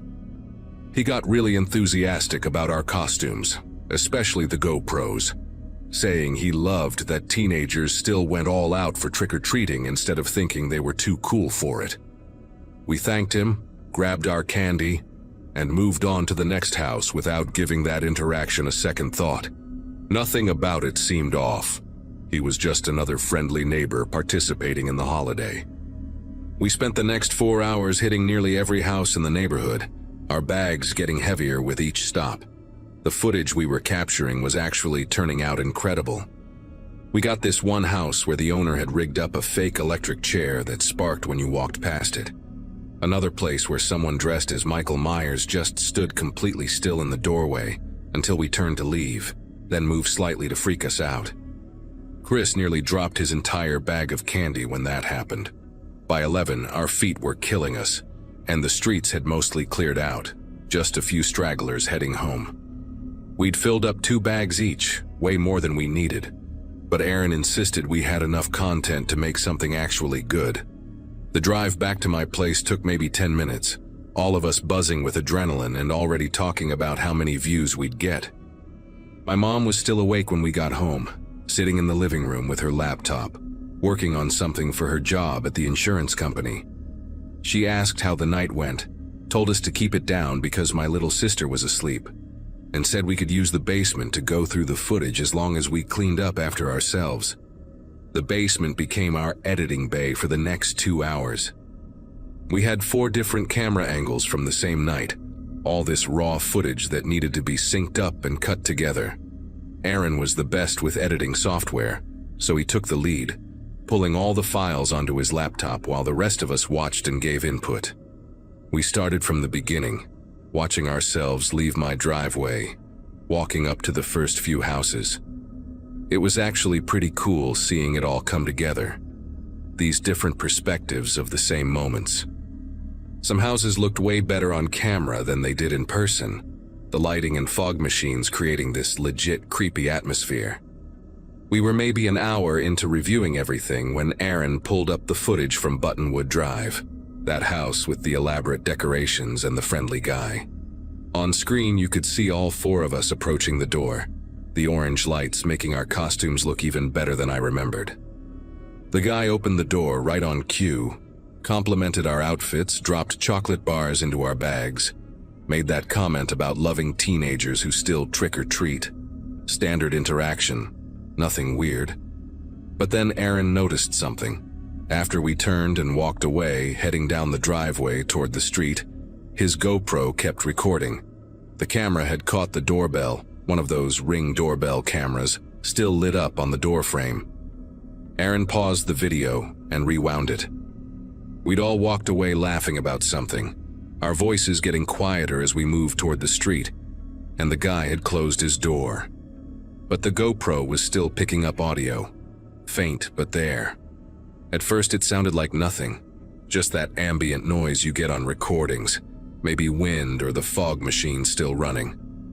Aaron turned up the volume on his laptop and we all leaned in closer. That's when we heard it. Sound coming from inside the house, muffled but distinct enough to make us go quiet. It was crying. Not like sad movie crying, but the kind of desperate, choked sobs that sound like someone's trying really hard to stay silent and failing. The sound lasted maybe 5 seconds before we heard a man's voice, low and harsh, whisper something that made my chest tighten. Quiet. Quiet. The words came through distorted, like he was speaking through a door or from another room, but you could hear the edge in his tone. Threatening. Then nothing. The audio went back to normal street sounds, our voices in the distance talking about the next house. Aaron looked at me, then at Chris and Miguel, and nobody said anything for a solid 10 seconds. Chris was the first to break the silence, suggesting maybe it was a TV show or a movie playing inside. That made sense, right? People leave TVs on during trick-or-treating all the time. We replayed it 4 more times, each of us trying to convince ourselves it was nothing. But the more we listened, the worse it sounded. The crying had this raw quality to it, not performed or acted. And that voice, the way he said quiet twice like that, it had this urgency that didn't match a television program. Miguel suggested maybe it was part of their Halloween setup, like a speaker playing creepy sounds to mess with people. Some houses do elaborate stuff like that, but none of us had seen any speakers near the door, and besides, why would those sounds be playing after we'd already left? Aaron scrubbed through more of the footage, checking if any other houses had weird audio, but everything else was completely normal. Just our voices, doorbells ringing, people saying Happy Halloween, the usual neighborhood ambiance. It was only that one house on Buttonwood Drive, only that specific moment right after the guy closed the door. I kept thinking about how normal he'd seemed, how genuinely friendly his whole vibe was, the decorations, the expensive candy, That note he had taped to his mailbox that said, "Happy Halloween from the Graysons," with a little ghost drawn on it. Everything about that house screamed regular suburban family. But that audio didn't match any of it. We sat there in my basement, the timestamp on the video frozen at the exact moment you could see the Ring doorbell camera on his door frame. And this sick feeling started building in my stomach that wouldn't go away. By 1 in the morning, we'd exhausted every rational explanation we could think of. Chris was still pushing the TV theory, but even he didn't sound convinced anymore. Aaron suggested we just delete that part of the footage and use everything else for the vlog. Pretend we never heard it. Miguel hadn't said much for the past 20 minutes, just sitting there staring at the paused video with this look on his face I couldn't read. I wanted to agree with Aaron, just forget about it and move on, but something kept stopping me. That crying sounded too real. That voice sounded too threatening. What if someone actually needed help and we just ignored it because we didn't want to deal with something complicated? I told them I was going to show my mom. They all looked at me like I was crazy, saying she'd probably just tell us we were being paranoid, that we'd get in trouble for wasting people's time, that it was probably nothing anyway. But I couldn't shake it. I went upstairs and found my mom still in the living room, now watching some crime documentary with her reading glasses on. When I told her we'd found something strange in our footage and asked if she could listen to it, she gave me this tired look like she expected me to show her a funny TikTok or something. She followed me down to the basement anyway, and Aaron played the clip for her without any build-up or explanation. She listened to it once, asked Aaron to play it again, then a third time with the volume even higher. The expression on her face changed completely. She asked which house it was, and when I told her Buttonwood Drive, the one with all the skeleton decorations, she got this focused look I'd only seen a handful of times before. My mom works in insurance claims, deals with investigations and police reports pretty regularly for her job, so she's not the type to overreact or jump to conclusions. But she wasn't dismissing this. She asked Aaron to send her the video file, then told all of us to stay in the basement while she made a phone call upstairs. We could hear her voice through the ceiling, muffled but intense, talking to someone for maybe 15 minutes. When she came back down, she had her phone in her hand and this serious expression that made my heart start pounding. She said she'd called a friend of hers who works for the local police department, explained the situation, and sent him the audio clip. He was taking it seriously enough that he'd already contacted the officers on duty that night. She told us we did the right thing by showing her that we shouldn't post any of this footage online, and that we might need to talk to police in the next day or two. The way she said it made the whole thing feel suddenly real, in a way it hadn't before. Like we'd stumbled into something that was way bigger than just a weird noise on a recording. None of us slept that night. Aaron, Chris, and Miguel crashed at my place because it was already past 2 in the morning and nobody wanted to go home yet. We just sat around refreshing our phones, checking local news sites, waiting for something to happen. Nothing came up. By 6 in the morning, when the sun started coming up and my little sister woke up for Saturday morning cartoons, we still hadn't heard anything. My mom made us breakfast and told us to try to act normal, that these things take time. But how were we supposed to act normal? I kept picturing that house, those decorations, that friendly guy who'd complimented our costumes. Kept hearing that crying and that harsh whisper saying "quiet, quiet" over and over in my head. Around 9, my mom got a phone call. She stepped into the kitchen to take it and we all went silent trying to listen. When she came back into the living room, her face had gone pale. She sat down on the couch and told us that police had gone to the house on Buttonwood Drive early that morning with a welfare check. What they found there made my entire body go cold in a way I'd never experienced before. The man who'd answered the door for us, the one with the friendly smile and the bowl of chocolate bars, had a woman locked in his basement. She'd been missing from a town 40 minutes away for 3 weeks. The details came out slowly over the next few days, pieced together from news reports and what my mom's police contact was willing to share. The woman's name was Nicole Hartman, 26 years old, a nurse who disappeared on her way home from a night shift in early October. Her family had been searching for her, posting flyers, organizing search parties, doing everything they could to find her. The man, Gregory Grayson, had apparently seen her at a gas station, followed her to a parking lot and taken her at gunpoint. He'd kept her in a reinforced room in his basement for 22 days. The night we showed up at his door, she'd heard voices outside and tried to cry out for help, which is what Aaron's GoPro had picked up. Grayson had rushed down to silence her right after closing the door on us. If we hadn't been wearing those cameras, if Aaron hadn't decided to review the footage, if we'd just assumed it was nothing and moved on, she'd probably still be there. The police told my mom that the room he'd built was soundproofed well enough that neighbors had never heard anything.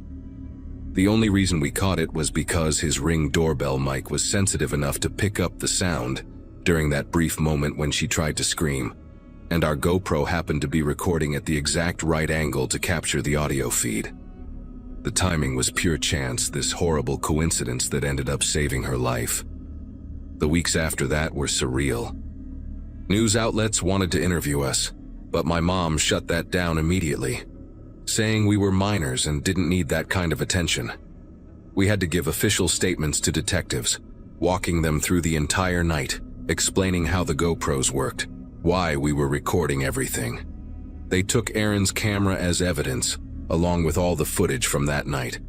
The vlog we'd planned never happened. None of us wanted to touch that content anymore, and honestly, the thought of editing together a fun Halloween video felt disgusting after what we'd learned. School was weird too. Word got around fast in our town, and suddenly everyone knew we were the kids who'd accidentally uncovered a kidnapping. Some people treated us like heroes. Others just stared at us in the hallways like we were fascinating specimens. I hated both reactions equally. Aaron stopped talking about TikTok fame and took down most of his social media. Chris and Miguel stayed close, but we didn't really talk about that night unless we had to. The thing nobody tells you about something like this is how it sticks with you in these random, unexpected ways. I couldn't watch horror movies anymore without feeling sick. Couldn't see Ring doorbells without my chest getting tight. Every time someone seemed a little too friendly or a little too normal, I'd wonder what was actually going on behind their front door. About 6 months later, we got word that Nicole Hartman wanted to meet us. My mom set it up through her police contact, made sure it was done properly with counselors present and everything. We met her at a coffee shop in a town over, neutral territory where she wouldn't run into people who knew her. She looked different from her missing person photos, thinner and with shorter hair, but her eyes were what got me. She had this intensity to her that made me understand she'd been through something I couldn't even begin to comprehend. She thanked us, not in a dramatic way, but quietly and genuinely. Said she'd heard our voices that night through the walls, heard us laughing and talking about our costumes, and for a brief moment thought maybe someone would notice something was wrong. When she heard us leaving, she'd made the choice to risk crying out, knowing he might hurt her worse for it but thinking it might be her only chance. She told us that choice saved her life, but it was our choice to not ignore what we'd heard that actually got her out. We didn't know what to say to that. What do you say to someone whose nightmare you accidentally stumbled into? She didn't stay long, said she just needed us to know that we'd done something that mattered, that we shouldn't feel guilty or scared about what happened. I think she could tell we'd been carrying this weight around, and she wanted to lift some of it off us. After she left, the four of us just sat there for a while, not really talking, just processing everything. It didn't fix what we'd been feeling, didn't make the whole thing suddenly okay, but it helped. Gregory Grayson got 40 years, and Nicole moved to a different state to start over. We're seniors now, almost done with high school, and we still don't really talk about that Halloween. But sometimes when I see those true crime shows my mom watches, or when October rolls around and people start putting up decorations, I think about how close we came to just dismissing what we heard. How easy it would have been to call it nothing and move on. That's the part that still gets me.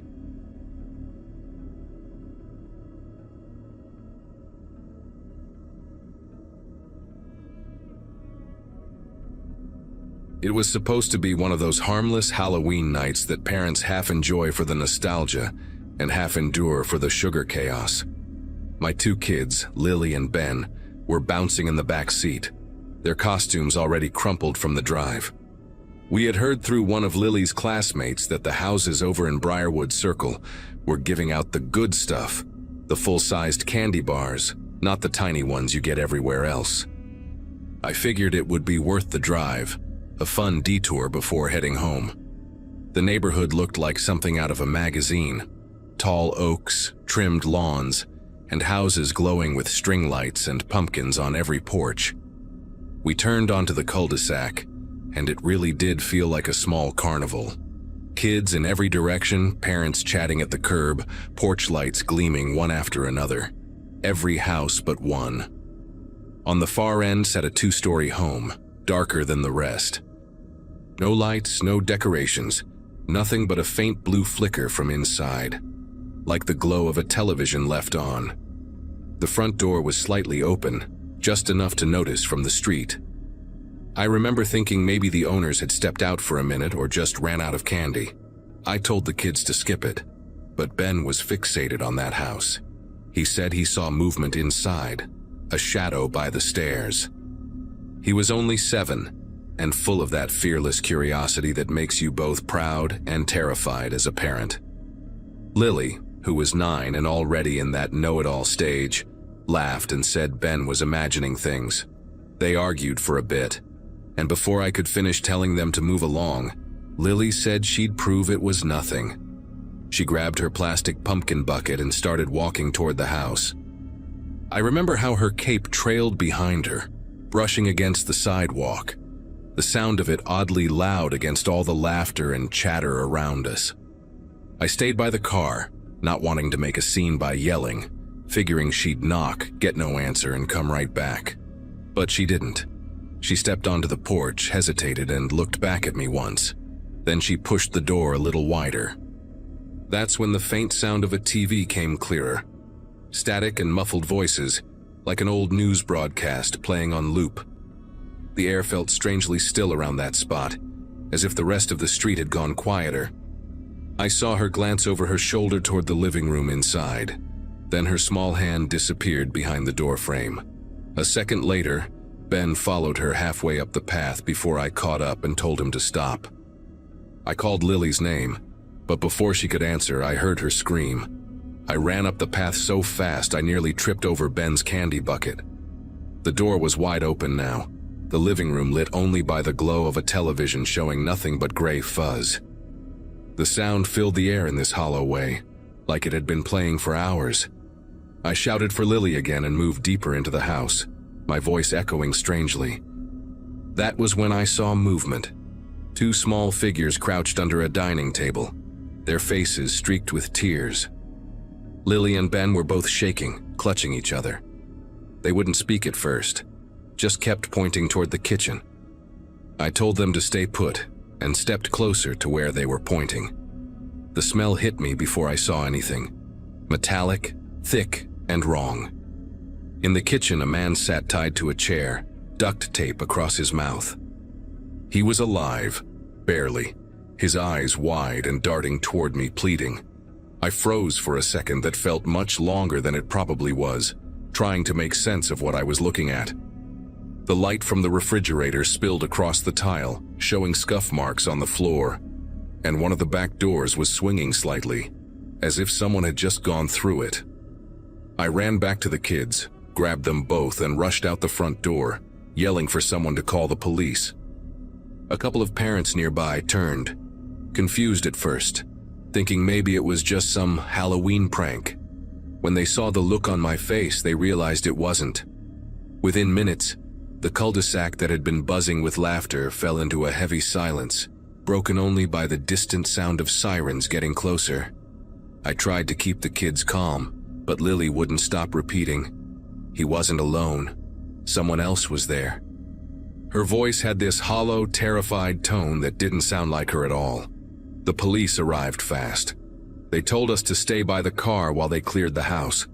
Watching them move inside with their flashlights felt unreal, like I was outside my own life. I remember one of the officers calling out that the back door was open, another saying the ropes were fresh. Whoever did that had left minutes before we showed up. They led the kids into an ambulance to keep them warm, and one officer asked me questions I could barely process. My focus kept drifting back to that house, the one with no lights, sitting quietly at the end of the street as if nothing had ever happened there. Later that night, after giving our statements, an officer walked me to the house once more. The street was empty by then, candy wrappers and glow sticks scattered along the pavement, porch lights flicking off one by one. From the driveway, I could see through the open doorway. The TV had been turned off, and the silence inside felt heavier than before. The officer told me the homeowner's name was Mr. Dillard, a retired teacher who lived alone. He had apparently answered the door to what he thought were trick-or-treaters, and someone forced their way in.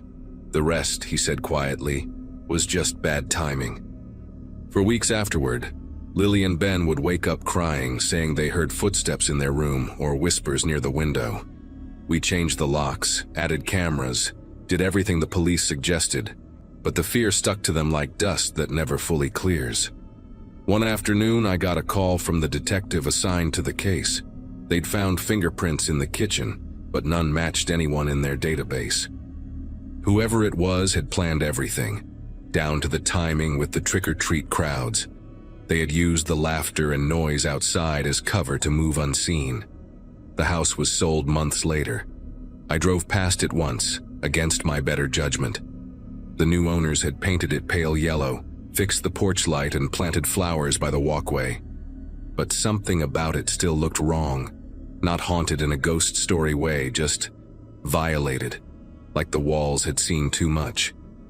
I parked for a minute, watching that porch where Lily had stood, her little cape fluttering. I imagined what would have happened if we'd arrived just a few minutes earlier, or later. Even now, I avoid cul-de-sacs. Halloween still comes every year, of course, but we keep it small. Our neighborhood, a few houses, nothing fancy. The kids are older and pretend not to remember much, but I know they do. Sometimes when a TV flickers through a window as we drive by, Lily glances away. I do too.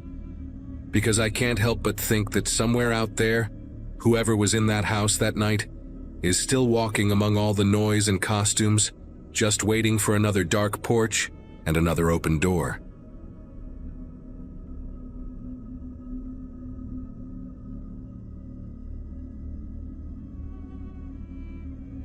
It had been one of those autumn nights when the air felt sharp enough to taste. My friends and I had been moving from house to house, laughing through our masks, trading chocolate bars under the streetlights. We had planned this route for weeks, but somewhere between the last block and the park, I lost sight of them. Their voices faded into a mix of distant laughter and rustling leaves.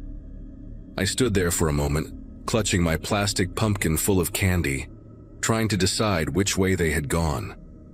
Every direction looked the same. Rows of houses with glowing porches and carved pumpkins flickering in the dark. I figured they had probably cut across the neighborhood toward the main street, so I decided to take a shortcut through the narrow alley that ran behind the houses. It was quiet there, too quiet maybe, but I told myself it would save time. The fences on both sides were tall, and the smell of damp leaves mixed with the faint scent of garbage. My sneakers brushed against the gravel as I walked, the sound strangely loud in the stillness. My costume, a witch dress my mom had made, kept catching on the candy bag as I shifted it from one hand to the other. Halfway through, I noticed how dark it was. The houses on either side had their lights facing the front yards, leaving the alley hidden in shadows. The only sound was the faint drag of my candy bag against my leg. I thought about using my phone's flashlight, but when I pulled it from my pocket, the screen was black. Dead. I sighed, more annoyed than scared, and kept going, quickening my steps. The air seemed colder the farther I went, like the night was thickening around me. That was when I heard it, a soft crunch behind me, the unmistakable sound of someone stepping on gravel. I turned, expecting to see one of my friends playing a prank. Nothing. Just a row of fences and the faint shimmer of moonlight on a metal trash bin. I told myself it was probably a raccoon or a stray cat, but my heart was already thudding a little faster. Then a voice drifted through the quiet, low and steady, almost gentle. "Hey, you dropped something." I took a slow step backward, scanning the fences, expecting movement or a glint of fabric, but the alley stayed still. The only thing moving was a loose strip of paper fluttering against one of the trash bins. My chest felt heavy, and I tried to convince myself someone was just teasing from the yard, maybe an older kid trying to scare people. Still, something about the voice didn't sound playful. It was calm in a way that made no sense. I turned again and walked faster, the gravel crunching louder under my sneakers. That sound came again, soft but perfectly timed with mine. I started jogging, clutching the candy bag so tightly the plastic handle bit into my palm. Every time I sped up, the steps behind me matched exactly, not closer, not farther, just echoing me. My mind was racing through excuses. Maybe it was my own echo bouncing between the fences. Maybe the sound carried weird through the alley. I told myself to breathe, just make it to the end, and the whole thing would look ridiculous in daylight. But the end still looked far, and the dark stretched on like it was never going to open back to the street. A sharp clang made me stop. One of the trash bins had toppled behind me, rolling until it hit a fence. The lid spun, making a hollow ringing sound that died out slow. I didn't remember bumping into it. I didn't even think I was close enough. That was when I caught sight of something. Just a flicker between the slats of a fence. A darker shape moving behind the gaps, like someone was walking along the opposite side, keeping pace with me. I couldn't see a face, only the outline, tall and motionless each time I stopped. My breath felt too loud, echoing against the wooden walls around me. I didn't dare shout. Every instinct told me that making noise would make it worse. Instead, I broke into a full run, the candy spilling from the pumpkin as I held it against me. My legs burned and the end of the alley finally came into view, a faint square of streetlight. Just before I reached it, I heard that voice again, closer this time, clear as if someone was leaning right beside my ear. "You really should not have come this way." I reached the end of the alley and burst out onto a quiet street lined with houses that all looked the same. Every porch light seemed too far away. My chest hurt from running, and I turned to look back. At first, nothing moved. Then a shadow slid into view at the far end, tall and still, just standing there between the fences. I couldn't make out details, just the outline, head slightly tilted, hands hanging at its sides. For a second, it felt like the world had gone silent, the way it does before a storm. Then, a small crunch of gravel came again, like it had taken a single step forward. I ran to the nearest house and pounded on the door, yelling for help. The sound of my fist on the wood echoed through the street, but no one came. Porch lights flickered on across the road, yet this door stayed dark. I shouted again, my voice cracking. That was when a light finally came on inside, and I saw the curtain move. An older woman opened the door halfway, eyes wide, like she was scared before she even heard me speak. I begged her to let me in, explaining that someone was following me, that I didn't know where my friends had gone. She hesitated just a second, then opened the door enough for me to squeeze through. I turned one last time before stepping inside, and the shadow was still there at the end of the alley, not moving, not walking away, just watching. The woman slammed the door and locked it 3 times. She told me her name was Eleanor and that she had already called the police before even opening the door because she had heard footsteps outside her fence for the last 10 minutes. I didn't know what to say. I just sat there on her hallway rug, trying to steady my breathing while she made tea like this sort of thing happened all the time. When the police arrived, they searched the alley and the backyards nearby. They didn't find anyone.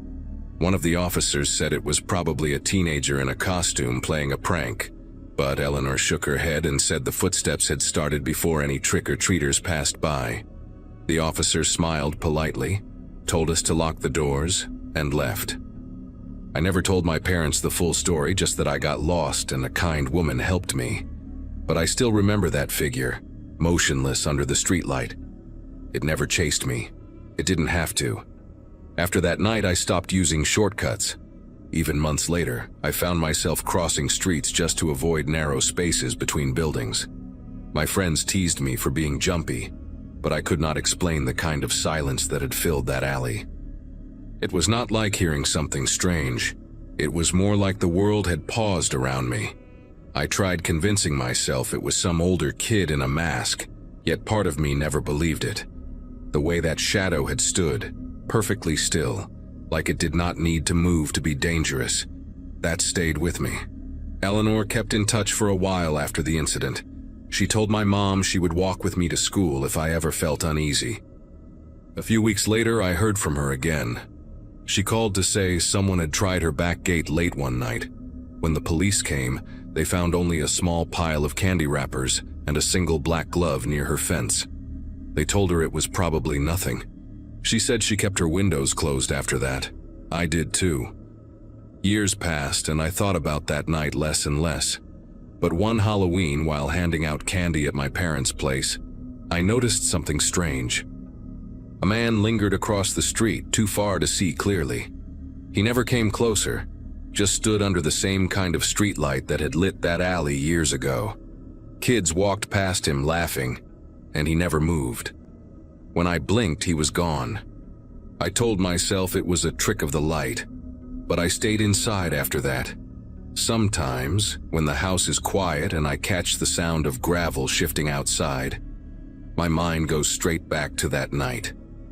I keep telling myself it's just the wind or a raccoon, but deep down, I know that voice was real. I never saw his face, but I remember every word, soft and steady, like he was right behind me again. You really should not have come this way.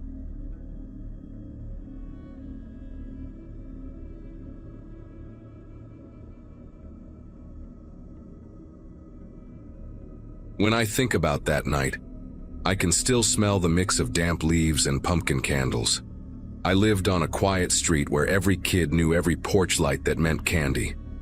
We were a small group, me, Jason, and two others from the same block, and we had been planning our route for weeks. I remember my mom fussing over my costume, making sure the fake blood on my sleeve didn't stain the carpet. It felt like the kind of Halloween you wait all year for. Cool air, glowing decorations, parents chatting by mailboxes. We were too old to be walking with adults, too young to realize how fragile that kind of safety really is. Jason was the one who always took the lead, carrying a flashlight even when there were street lamps. He had this loud laugh that echoed down the sidewalk, the kind that made other kids turn around. That night he was dressed as a pirate, with an eye patch that kept slipping and a plastic sword that wouldn't stay in its belt loop. We joked that he'd trip over it before we got home. He didn't like being told to slow down, though. Said the faster we went, the more candy we'd get before the other kids hit the good houses. We had been walking for maybe an hour when we decided to split up. Two of us turned toward Maple Hollow, and Jason said he wanted to check out the houses past the fire station. He waved like he'd see us in 10 minutes, his bag already bulging with candy. None of us argued. It was normal to separate for a bit and meet back at the park. I remember the crunch of leaves underfoot, the way the fog started to drift in from the open fields, swallowing the glow from the streetlights. It felt like the town was folding in on itself.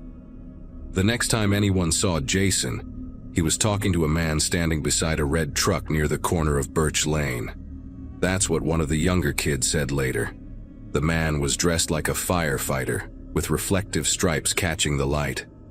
Jason had leaned against the truck, eating from his candy bag like he was just chatting. Nobody thought anything of it at the time. Why would they?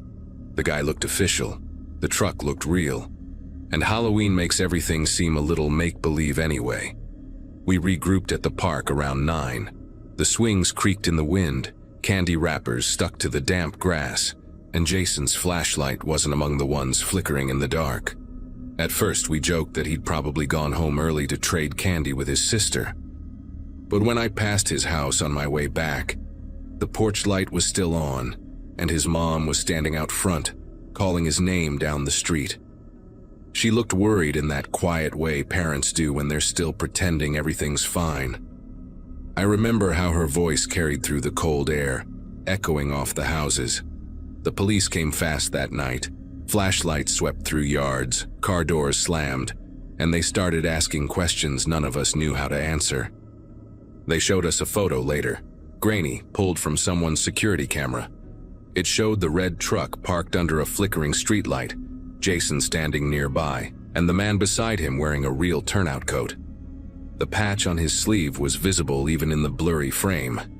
That detail changed everything. It wasn't just a costume. The man turned out to be a firefighter who had been suspended months earlier. He lived 2 towns away, in a rundown duplex near the river. The police searched his place, but he was gone. They found uniforms, maps, and a collection of Halloween masks in a box by his bed. It didn't make sense. Why would someone like that come here, to our small neighborhood on that night? For weeks afterward, people left porch lights off and kept their kids inside after sunset. The decorations came down early and nobody said Jason's name out loud anymore. A week later, a runner found Jason's backpack in a ditch along the highway. It was soaked from the rain but still zipped shut, candy inside untouched. The wrappers were dry, like someone had packed them carefully before dropping the bag there. The sight of that bag in the news photo did something to me. It made everything real in a way I had been avoiding. I stopped walking past the fire station on my way to school. The sound of sirens started making my chest tighten. It's strange how one ordinary night can take every safe place and make it feel different forever. Months went by, and the town started pretending life was normal again. Streetlights got fixed, the fire station repainted its doors, and new families moved in like nothing had ever happened. But for those of us who were there, it never really left. I still remember the police car that parked on our street every evening for weeks, engine idling, officers waiting for any sign that the man might return. Nobody ever saw him again, but I think most of us kept expecting to. It felt like unfinished business, like the story had paused, not ended. One night, about a year later, I was cleaning out the attic with my dad when I found one of Jason's old baseball caps. He used to leave stuff at our place all the time. The cap had a faint smell of smoke even after all that time. My dad said it was probably from storage, but the scent reminded me of something else, the way the air had smelled that Halloween night near the fire station. Heavy, chemical, like something had been burned that shouldn't have been. I did not say anything to him, but I kept that cap hidden in my room for years. Every October, the local paper runs a short piece about missing children, and Jason's name still shows up. His mom moved away after the 2nd anniversary.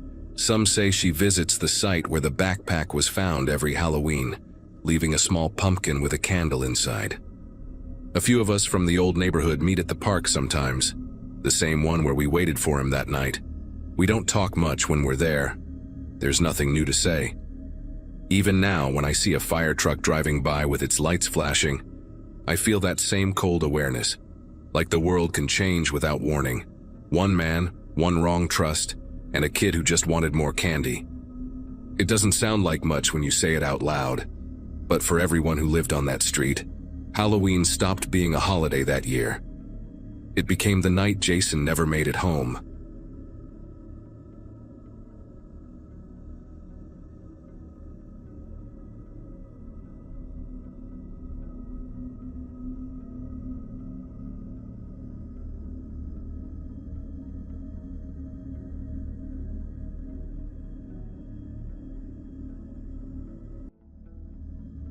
Hello everyone. Before we start, make sure to like and subscribe to the channel, and leave a comment with where you're from and what time you're watching. That way, YouTube will keep showing you stories just like this one. Now, let's begin. The drive from Madison to Milwaukee usually takes about an hour and 20 minutes, but on Thanksgiving night, the empty interstate stretched ahead like a black ribbon under the November moon. My graduation from nursing school in 2008 meant I'd been making this exact trip for over a decade now, always promising Mom I'd text when I got home safe. That night, stomach still full of turkey and green bean casserole, I had the heat cranked up and some true crime podcast playing through the speakers. The host was describing how predators often work in pairs when my headlights caught something moving near the tree line. At first I thought it was just a deer. Wisconsin has millions of them. But then I saw it was smaller, walking weird, favoring one side like it was hurt bad. I pulled over about 30 feet ahead of where I'd seen it, leaving the engine running because something deep in my gut told me to keep the car ready. When I cracked my door open, the dome light illuminated the shoulder, and there it was. This medium-sized dog, maybe 40 pounds, brown and white patches, dragging its back left leg. Poor thing looked like it had been clipped by a car. Not bad enough to be dying, but definitely needing help. The way it whimpered when it tried to walk made my nurse instincts kick in hard. I grabbed the blanket from my back seat, the one I keep for emergencies, thinking I could wrap it up and get it to the emergency vet clinic near my apartment. The dog stayed about 15 feet away, not running but not coming closer either, just standing there shaking in the cold Wisconsin air. That's when I heard the other car approaching behind me, which wasn't unusual, except it slowed down and stopped maybe 20 feet back. No headlights though, which struck me as strange because the highway was dark as hell that night, just their parking lights glowing amber. I figured maybe they saw my hazards and thought I needed help. Happens all the time on these rural stretches. But then, both doors opened at the exact same time, synchronized like they'd practiced it, and two people got out. In my side mirror, I could only make out their shapes against the faint light from their car interior before they shut the doors.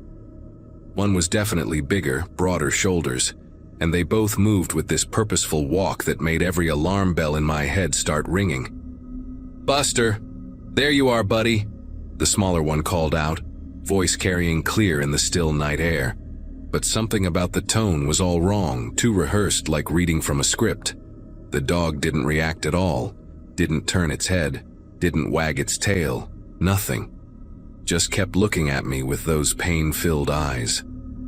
The bigger one started making kissing sounds, the kind you'd make to call your pet, but he was walking toward my car, not toward the dog. My hand was still on the door handle, half in and half out of the driver's seat, when the smaller one said something that made my whole body go rigid. "Ma'am, could you help us grab him? He doesn't trust strangers, but if you're already out of your car." The dog was between us and them, but neither of them was looking at it. They were both looking at me. Every self-defense class I'd ever taken, every warning my dad had drilled into me since I was 16, it all crystallized in that moment. I yanked my leg back into the car so fast I knocked my knee against the steering column, slammed the door, and hit the lock button.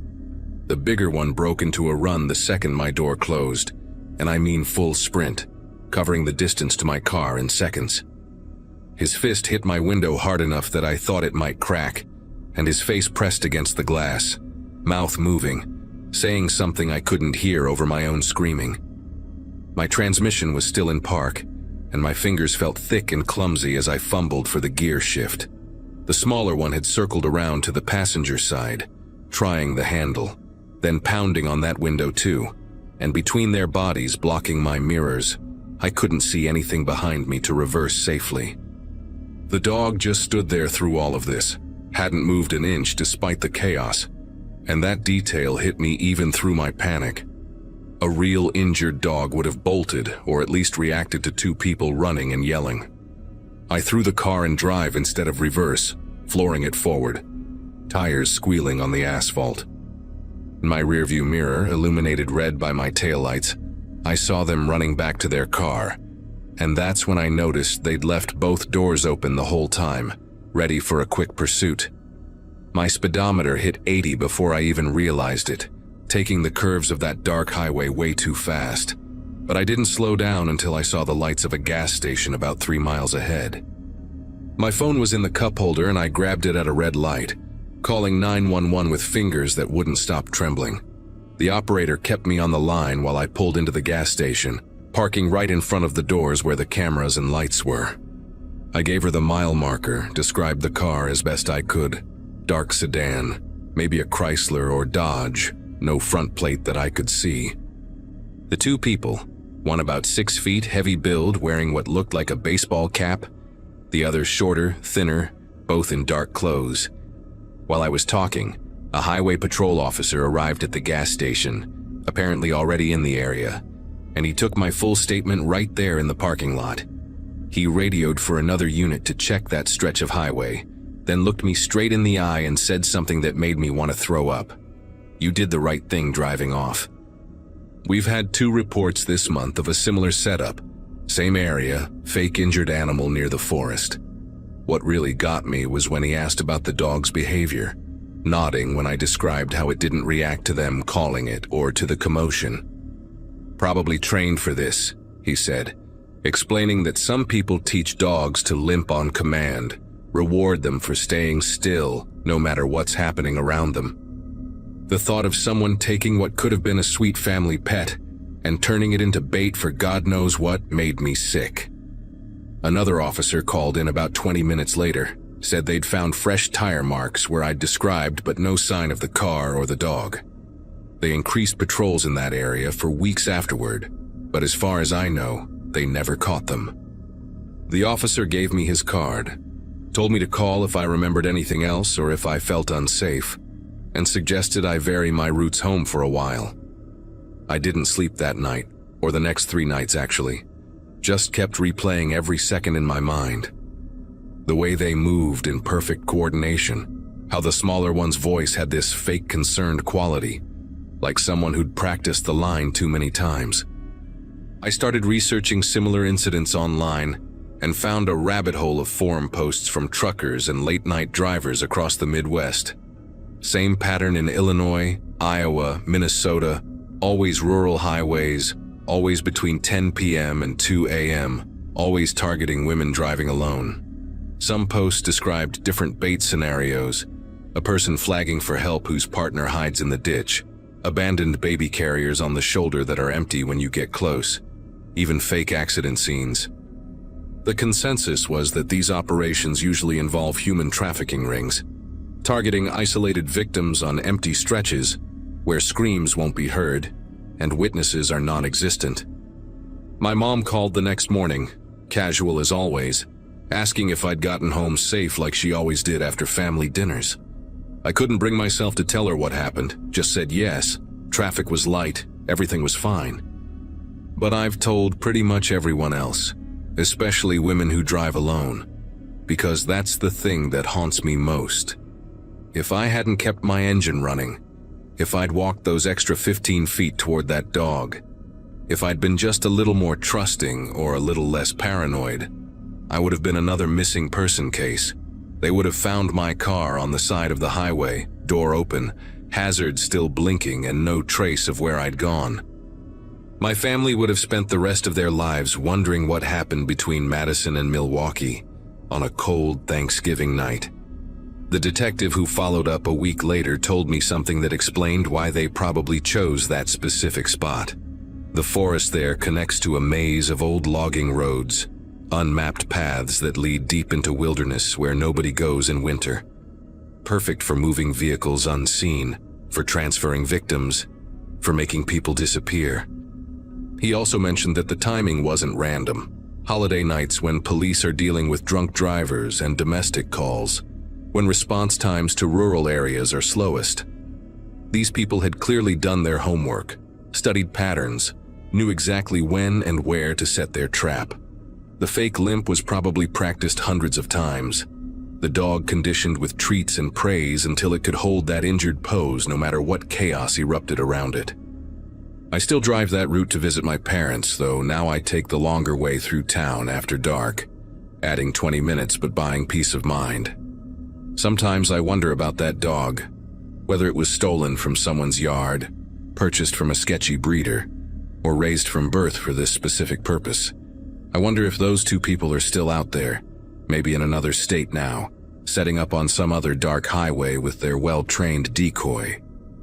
But mostly I think about the women who might have stopped before me, the ones who didn't keep their engines running, who trusted their compassion over their instincts, the ones whose families are still searching, still hoping, still checking their phones for a text that says, "Made it home safe."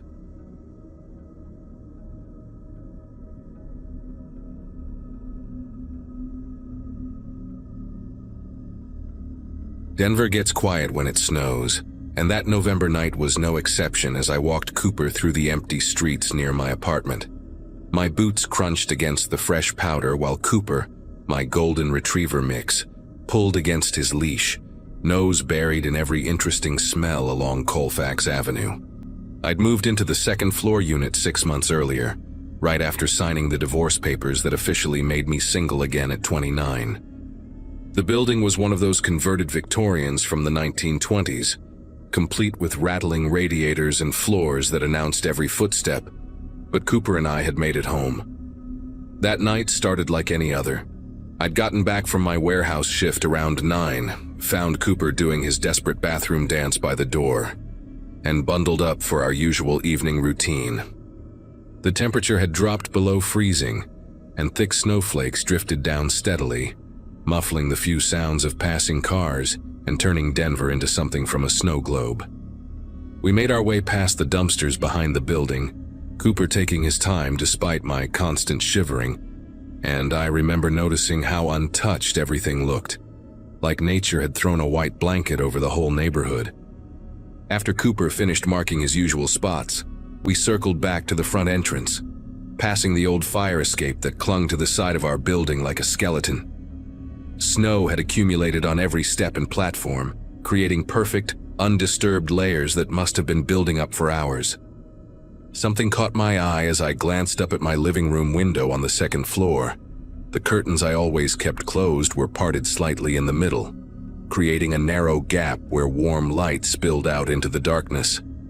Strange, I thought, but figured the old radiator must have kicked on and created enough air movement to shift the fabric. Cooper raced up the interior stairwell ahead of me, leaving wet paw prints on the threadbare carpet, while I trudged behind him, feeling every hour of my shift in my lower back. As we approached apartment 2B, I could hear my TV through the door, but something was different about the sound. I distinctly remembered leaving it on ESPN for the Lakers game, but now I was hearing what sounded like a weather report, that droning meteorologist voice talking about storm systems and weekend forecasts. I unlocked the door and Cooper burst inside, immediately heading for his water bowl in the kitchen while I stood in the doorway, staring at the TV. The local news was on, showing some reporter standing in the snow downtown, but I knew for certain I'd been watching basketball before we left. The remote sat on the coffee table exactly where I'd left it, and for a second I wondered if maybe the cable had glitched or the game had ended early. I kicked off my wet boots, hung Cooper's leash on the hook, and walked over to grab the remote, switching back to ESPN where the game was still going, fourth quarter with 5 minutes left. My apartment wasn't much, just a basic one-bedroom with a living room that opened to a tiny kitchen, but I'd gotten used to every sound it made, every way the floorboards creaked, and something felt different that night. The air seemed warmer than it should have been, like the heat had been running longer than the 20 minutes we'd been gone. And there was this smell I couldn't quite place, something like wet wool mixed with stale cigarette smoke. Cooper had finished drinking and was now sniffing around near the coat closet by the front door, his tail low and his body tense in that way dogs get when they sense something wrong. I walked over to pull him away, figuring maybe a mouse had gotten in through the walls again when I heard it. A cough. Not loud, kind of muffled and quick, like someone trying to hold it in, and it came from inside the closet. Every muscle in my body locked up, that primitive freeze response when your brain realizes danger before you fully process what's happening. Cooper started growling, this low rumble I'd never heard from him before, his fur standing up along his spine as he faced the closet door. The blood was pounding so hard in my ears I could barely think straight, but I managed to grab Cooper's collar and slowly back toward my bedroom, trying to remember if I'd left my phone in there, or if it was still in my jacket pocket. The closet door was one of those old accordion-style ones that never quite closed right, and through the gap at the bottom, I could see the shadow of feet. Work boots from what I could tell, sized way bigger than mine, with snow still melting off them, creating small puddles on my hardwood floor. My brain went into this weird overdrive mode, simultaneously screaming at me to run, while also cataloging stupid details like how those puddles were going to warp the wood if they sat there too long. Cooper's growling got louder, more aggressive, and whoever was in that closet shifted their weight, making the door rattle slightly on its track. I kept backing up, pulling Cooper with me, when my hip hit the corner of the kitchen counter and knocked over the ceramic bowl where I kept my keys, sending it crashing to the floor. The sound was like a gunshot in the tense silence, and immediately I heard movement from the closet, fast and deliberate, like someone preparing to come out. Without thinking, I yanked Cooper into my bedroom and slammed the door, turning the pathetic little push-button lock that wouldn't stop anyone determined to get in. My hands were trembling so bad I could barely pull my phone from my jacket pocket, nearly dropping it twice before managing to dial 911. While the phone rang, I pressed my ear against the bedroom door and heard heavy footsteps moving through my apartment, not trying to be quiet anymore, just walking around like they owned the place. The dispatcher answered, and I whispered as clearly as I could that someone had broken into my apartment and was still there, giving my address on Colfax Avenue twice because I was so panicked I wasn't sure if I was making sense. She told me units were on the way, to stay where I was, stay on the line, but all I could focus on was the sound of my kitchen drawers being opened, the metallic sliding noise they made, and knowing exactly which drawer held my kitchen knives. The footsteps moved from the kitchen toward the hallway that led to my bedroom, slow and deliberate, and I could hear this raspy breathing that wasn't mine or Cooper's. I grabbed the baseball bat I kept beside my bed, a leftover from my softball league days, and positioned myself between Cooper and the door, trying to control my own breathing so I could hear better. The dispatcher kept asking me questions, but I could barely process them, just kept whispering that he was getting closer. Please hurry, he's right outside my door now. Then the footsteps stopped, and for maybe 10 seconds that felt like hours. There was complete silence except for Cooper's low, continuous growl, and my heart hammering against my ribs. The doorknob rattled just once, a testing kind of turn to see if it was locked, and then I heard him laugh, this quiet, raspy chuckle that made my whole body go cold. Not angry or frustrated, just amused, like this was all some kind of game to him. I heard him walk back down the hallway, and then came sounds I'll never forget. My couch cushions being moved, papers rustling, drawers opening and closing in my living room desk. He was searching for something, or maybe just going through my things because he could, because he'd been in my space while I was gone, and now felt entitled to it. The dispatcher said police were 3 minutes out, but 3 minutes feels like a lifetime when there's only a thin door and a useless lock between you and someone who broke into your home. Through the bedroom window, I could see the snow still falling steadily, the fire escape outside covered in white, just like I'd seen it from the ground, except now I realized those perfect, undisturbed layers I'd noticed earlier had been a lie. He must have brushed the snow back into place after climbing up, covering his tracks, which meant he'd put thought into this, planned it, watched me leave with Cooper before making his move. Suddenly I heard sirens in the distance getting louder, and the sounds from my living room stopped immediately. Fast footsteps crossed my apartment, and I heard my front door slam open so hard it hit the wall. I stayed frozen in place, bat still raised, Cooper pressed against my legs, listening to those heavy boots running down the interior stairs. The dispatcher was saying something, but I couldn't focus on her words. Just waited until the sirens were right outside my building before I finally unlocked my bedroom door with shaking fingers. My apartment looked like a tornado had gone through it. Every drawer pulled out, cushions thrown around, papers scattered across the floor.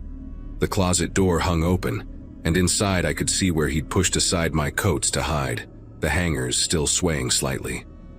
There were wet boot prints everywhere, leading from the window to the closet, then throughout my apartment, and finally out the front door that still stood wide open. 2 cops showed up first, both younger guys who seemed almost as nervous as I was, followed by an older detective who took one look at the scene and immediately called for the crime scene unit. They found where he'd jimmied my living room window from the fire escape, the lock completely broken, wood splintered around the frame. The detective, a woman named Reeves who had this calming way of talking, explained that there'd been a string of similar break-ins in the neighborhood, always during snowstorms when footprints would be covered quickly, always targeting second-floor apartments with fire escape access. What made me different, she said, was that I'd come home while he was still there. The others had been out for hours, returning to find their places ransacked. They collected fingerprints from the window frame and closet door, took photos of the boot prints before they dried completely, and had me walk through to see if anything was missing. My laptop was still there, my TV, even the cash I'd left on my dresser, which made everything worse somehow, knowing he wasn't after my things but something else, maybe just the thrill of being in someone else's space. Detective Reeves found something I hadn't noticed in my panic, a half-eaten sandwich on my kitchen counter, made with my bread, my turkey, my mustard, with a bite taken out of it like he'd been having a casual lunch. Next to it was an open beer from my fridge, mostly empty, condensation still beading on the bottle. The violation of it hit me harder than the ransacked drawers. This person had made themselves at home, eaten my food, drank my beer, probably sat on my couch and watched my TV while I was walking Cooper in the snow. She bagged everything for evidence and mentioned they'd found similar scenes at other break-ins. The intruder always helping himself to food, always leaving that signature half-eaten meal behind like some kind of calling card. Cooper hadn't left my side since the police arrived, pressing against my legs whenever anyone moved too suddenly, and I knew he'd sensed the danger before I had, tried to warn me with his body language that something was wrong with that closet. They caught him 5 days later, trying the same thing 3 blocks away at another Victorian conversion. The homeowner had installed a security camera after hearing about the break-ins, and it caught him clear as day, climbing the fire escape during another snowstorm. Gregory Watts was his name, 43 years old, had been living in his car since getting evicted 6 months earlier. Detective Reeves called to tell me they'd found items from all the break-ins in his car, including a notebook where he'd written down addresses, schedules, details about the residents. My entry was there. 2B Colfax, single male, dog, walks 9:30 p.m. most nights, works late shift. He'd been watching us for weeks, learning our routine, waiting for the perfect snowy night. The court gave him 18 months and I got a victim notification letter saying he'd be eligible for parole in 9. I moved out the next month, found a place on the ground floor with better locks and no fire escape, though Cooper and I still do our evening walks. But even now, whenever it snows, whenever I come back to find something slightly out of place, a curtain shifted, or a cushion moved, I think about that cough from the closet and check every door, every window, every hiding spot before I can breathe normally again.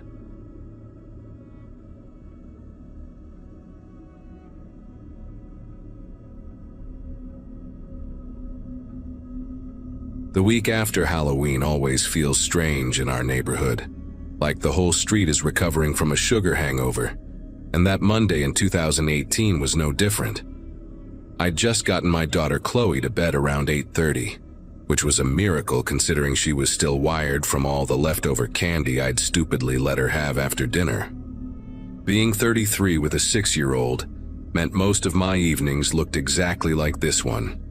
Kitchen cleanup, lunch prep for tomorrow, and if I was lucky, maybe 45 minutes of whatever show I was binging before passing out on the couch.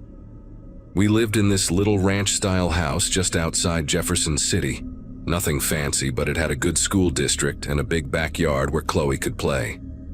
The divorce had been finalized that spring, and honestly, those first few months of just the two of us had been harder than I'd expected.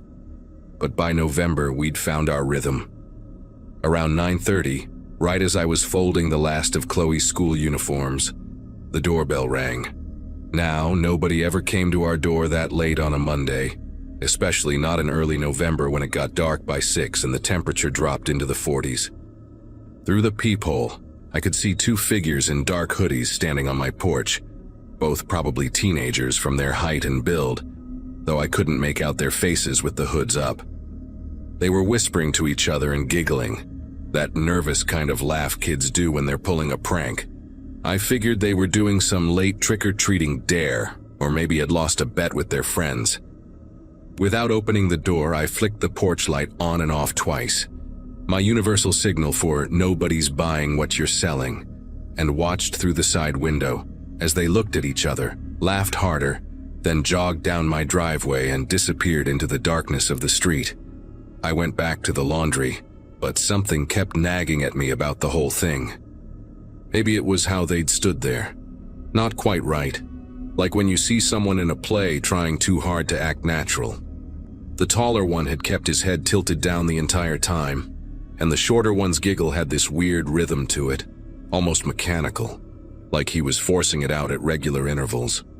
But I brushed it off because, honestly, teenagers are weird, and after teaching 3rd grade for 5 years before having Chloe, I'd seen kids do stranger things for attention. I made myself a cup of chamomile tea, checked that the front door was locked, twice actually, and settled into the living room with my laptop to finish some lesson plans for my online tutoring students. 10 minutes later, I heard it. A soft tapping on glass, deliberate and spaced out perfectly. Tap, tap, tap, pause, tap, tap, tap, pause. The sound was coming from the back of the house, from the sliding glass door that opened onto our deck. My whole body went rigid in that awful way where you want to move but can't quite get your muscles to cooperate.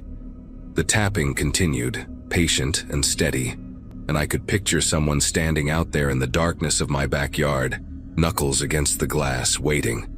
The motion sensor light back there had been broken since September. I'd been meaning to fix it but kept putting it off, so whoever was out there was doing this in complete darkness. I grabbed my phone and crept toward the kitchen, staying low, keeping away from the direct line of sight to that glass door.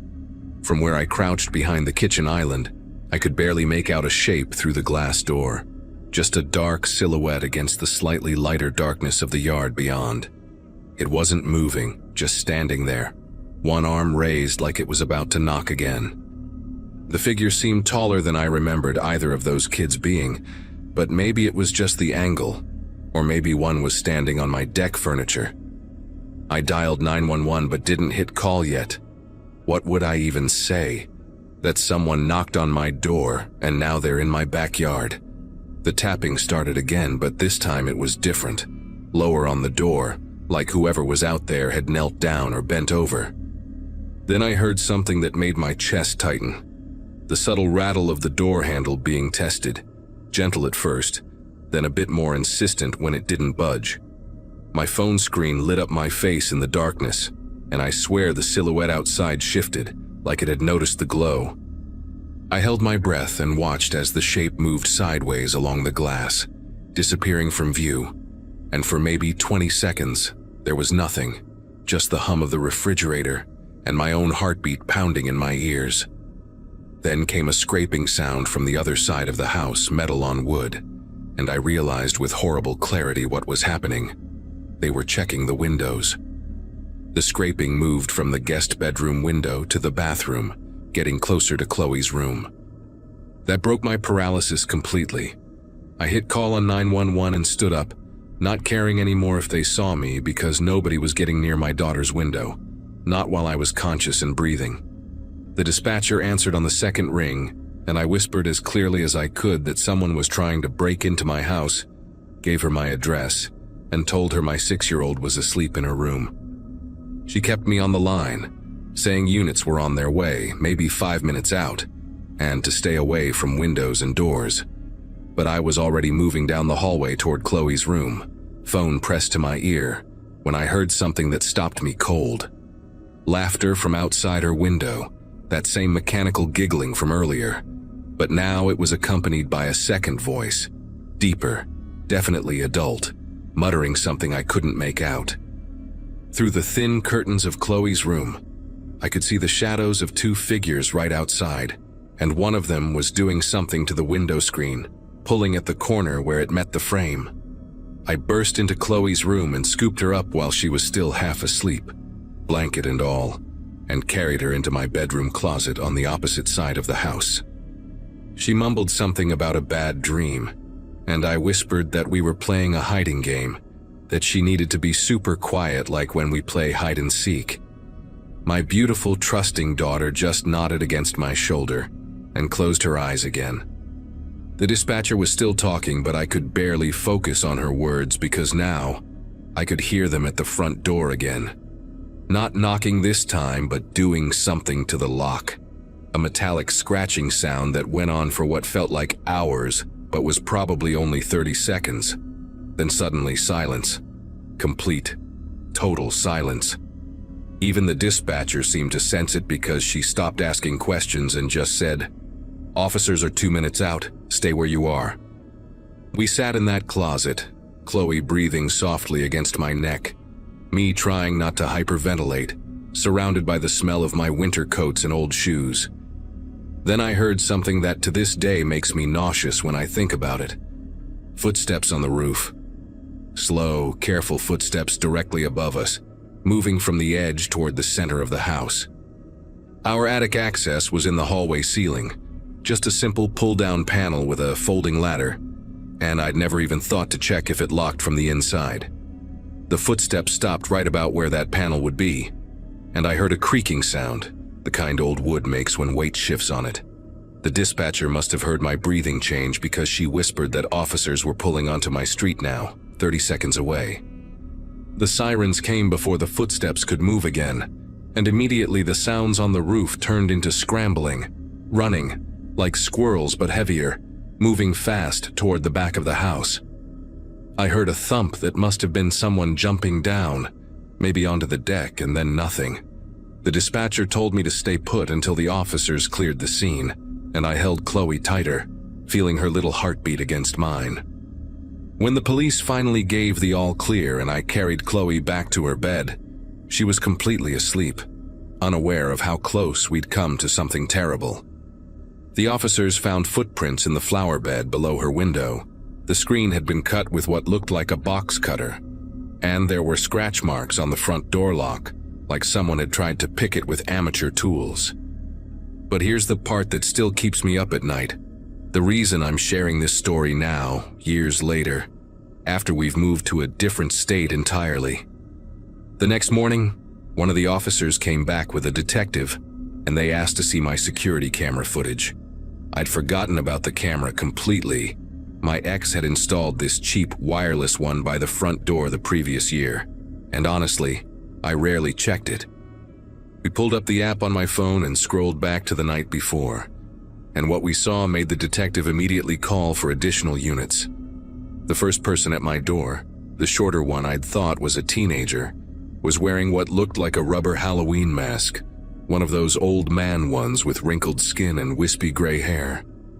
But it was the taller figure that made everyone in the room go quiet. It was definitely an adult man, probably in his 40s, wearing a teenager's face mask, the kind that just covers the front of your face with elastic bands. The video showed him pulling something from his pocket while the other one rang the doorbell. It was a roll of duct tape. The detective told me they'd been tracking similar attempts in 3 other neighborhoods around Jefferson City that week, always targeting single mothers, always using the same method of sending the masked decoy to the front while the man tried to find another way in. They caught them 2 days later trying the same thing at a house in Fulton, about 20 miles away. The man turned out to be a registered sex offender from Arkansas who'd been violating his parole, and his accomplice was his 19-year-old nephew who he'd convinced to help him. When they searched the man's van, they found zip ties, tape, rope, and a journal with addresses and notes about the routines of different women and their children. My address was in there, along with notes about what time I usually turned off the lights when I left for work, and that I had a young daughter who went to Riverside Elementary. They'd been watching us for at least 2 weeks before that night. I testified at the trial, and he got 25 years. We moved the following summer, and even now, whenever someone knocks on my door after dark, Even when I'm expecting them, I check every window and door twice before I go to bed.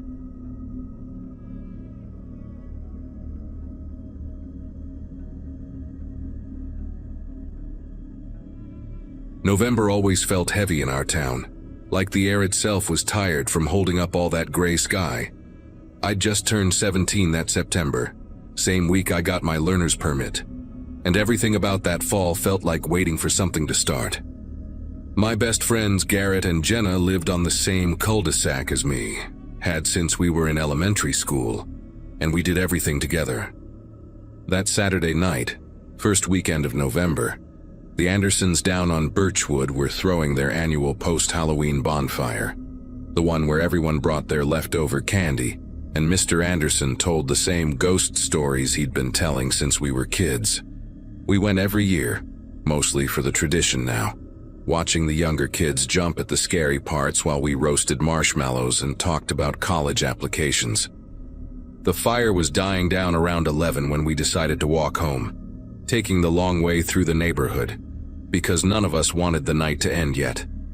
The streets were empty except for a few porch lights and the occasional jack-o'-lantern still glowing on someone's steps, most of them already soft and caving in on themselves.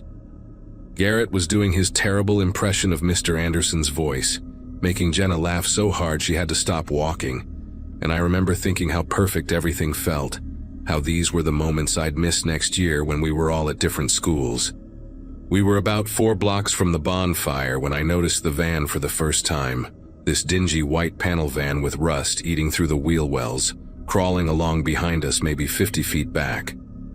The weird thing was how it would slow down every time we passed under a streetlight, like the driver was trying to get a better look at us, then speed up slightly in the dark patches between.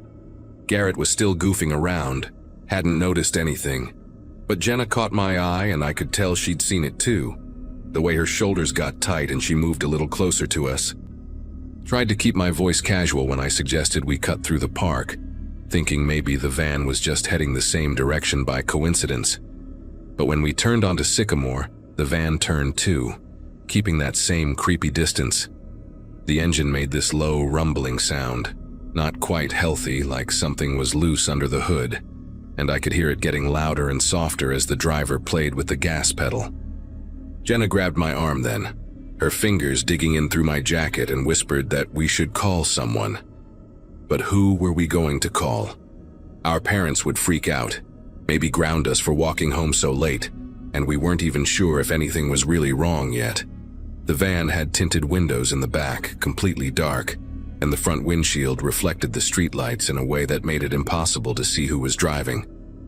Garrett finally caught on that something was happening, stopped his joking mid-sentence when he turned and saw the van rolling along behind us. No headlights on now, just these dim orange running lights that made it look like some kind of predator with glowing eyes.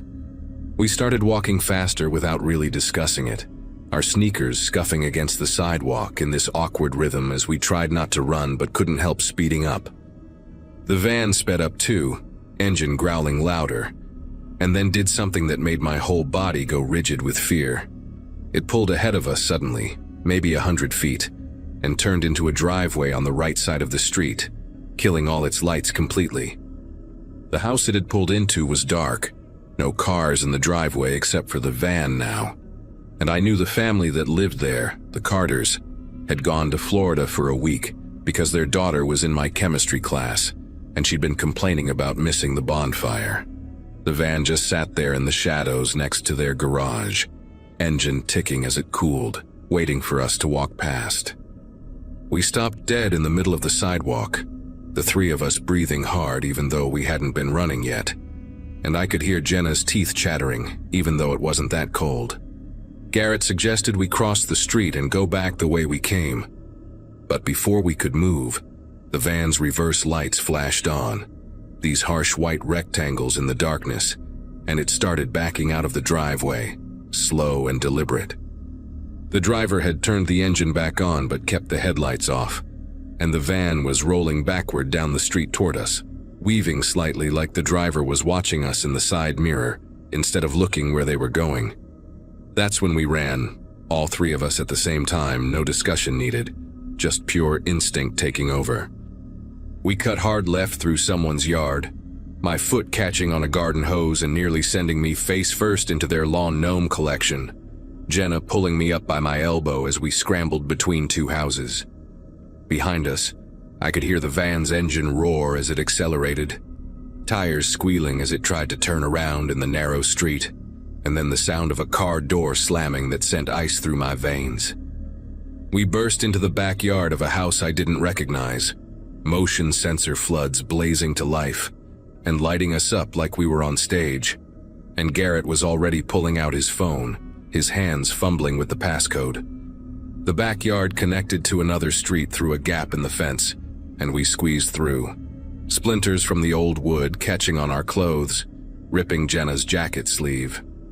I could taste copper in my mouth from running so hard, and my legs felt disconnected from my body, like they belonged to someone else who just happened to be carrying me along. We were on Oakmont now, at least 6 blocks from where the van had been, and Garrett finally got through to 911, practically shouting our location into the phone while we crouched behind someone's SUV. The operator kept asking him to slow down, to explain what was happening. But how could we explain something that sounded so paranoid when you said it out loud? A van was following us. The driver turned around to chase us. We were hiding now behind a random car, praying the van wouldn't cruise down this street next. The police showed up faster than I expected. 2 cruisers with their lights on but no sirens, and the officers separated us to get our stories while we stood there in the middle of Oakmont, looking like we'd been through a hurricane. My officer, this older guy with a thick gray mustache who introduced himself as Officer Brennan, actually believed us right away, didn't give us any grief about being out late or suggest we were imagining things. He radioed the description of the van to other units, then drove us around the neighborhood in the back of his cruiser, asking us to point out exactly where everything had happened. When we got to the Carter house where the van had pulled in, there were fresh tire marks in the driveway, deep grooves in the gravel where it had reversed hard, and Officer Brennan took photos with his phone, measured the wheelbase with a tape measure from his trunk. He said something into his radio about checking camera footage from the ATM at the bank on Sycamore, which would have captured any vehicle passing that intersection. About an hour later, while we were sitting in the police station waiting for our parents and drinking hot chocolate that tasted like chalk, Officer Brennan came back with this expression on his face that made my chest tighten all over again. They'd found the van, he said, abandoned in the parking lot of Westfield Middle School, still warm, driver's door hanging open. The weird part was what they found inside. 3 rolls of duct tape, a box of zip ties, and a notebook with addresses written in it, including several houses in our neighborhood with the days and times written next to them. The Carter house was on the list with "out of town" written beside it, and there were notes about 3 targets, with descriptions that matched me, Garrett, and Jenna pretty well, down to Jenna's purple backpack and Garrett's varsity jacket. The van had been reported stolen from a plumbing company 2 towns over 3 days earlier, and they never found who'd been driving it that night, despite pulling prints and checking every security camera they could find. Our parents went into full protective mode after that, driving us everywhere for weeks, installing new security systems, organizing neighborhood watch meetings that packed the community center. The detective assigned to our case, a woman named Diane Lawson who wore these thick-rimmed glasses and always had a coffee stain somewhere on her shirt, told us we'd likely been watched for days, maybe weeks, that whoever was in that van had been planning something specific. She showed us footage from the bank ATM that caught the van passing by earlier that evening, before the bonfire even started, just circling the neighborhood in slow loops. You could make out a figure in the driver's seat, baseball cap pulled low, but the quality was too grainy to get any real details. The notebook had our routines written down: when we walked to school, when we stayed after for clubs, when we typically hung out at the park on weekends, and Detective Lawson said we were lucky we'd varied our pattern that night by going to the bonfire. The middle school where they found the van had security cameras too, but whoever ditched it there knew exactly where the blind spots were, parking in the one corner where 3 broken cameras created a perfect dead zone. The only glimpse they got was a figure in dark clothes walking quickly away from the van, heading toward the tree line at the back of the school property. And by the time the K9 unit arrived, the trail had gone cold at the creek that ran behind the playground. What haunted me most were the small details the detective mentioned almost offhandedly. Fresh scratches on the inside of the van's rear doors, like someone had been testing the locks from inside, and a receipt from a hardware store dated that morning for the zip ties and tape, paid in cash at a store 40 miles away. Whoever it was had driven 40 miles just to buy those supplies where no one would recognize them, then driven back to hunt us. For weeks after that night, every white van made me stop breathing for a second. Every stranger who looked at us a beat too long made my skin prickle with that same fear. Jenna started carrying pepper spray and taking a different route home every day. Never the same pattern twice. And Garrett's older brother started picking him up from school in his pickup truck, wouldn't let him walk anywhere alone. The police increased patrols in our neighborhood, and for about a month there was always a cruiser parked near the school, or doing slow loops through our streets. But eventually, things went back to normal, at least on the surface. Detective Lawson called us in December to say they'd connected our case to 2 similar incidents in neighboring counties. Same pattern with the white van and the notebook. But those kids hadn't been as lucky as us, hadn't run fast enough, though she wouldn't give us details about what had happened to them. The case never got solved, at least not while we were still in high school, and by the time I left for college the following year, it had become just another unsolved mystery in the filing cabinets at the police station. Sometimes I Google it, looking for updates or similar cases, wondering if whoever was in that van that night ever got caught somewhere else, but I never find anything definitive. What I can't forget is that moment when the van reversed toward us in the dark. How deliberate it was. How patient they'd been watching us for weeks, learning our habits, and waiting for the perfect opportunity. Jenna, Garrett, and I are still close, even though we're spread across different states now. And every November when we text each other around the anniversary, none of us mentions it directly, but we all know what we're really checking on, making sure we're all still okay, still here, still running faster than whatever was chasing us that night.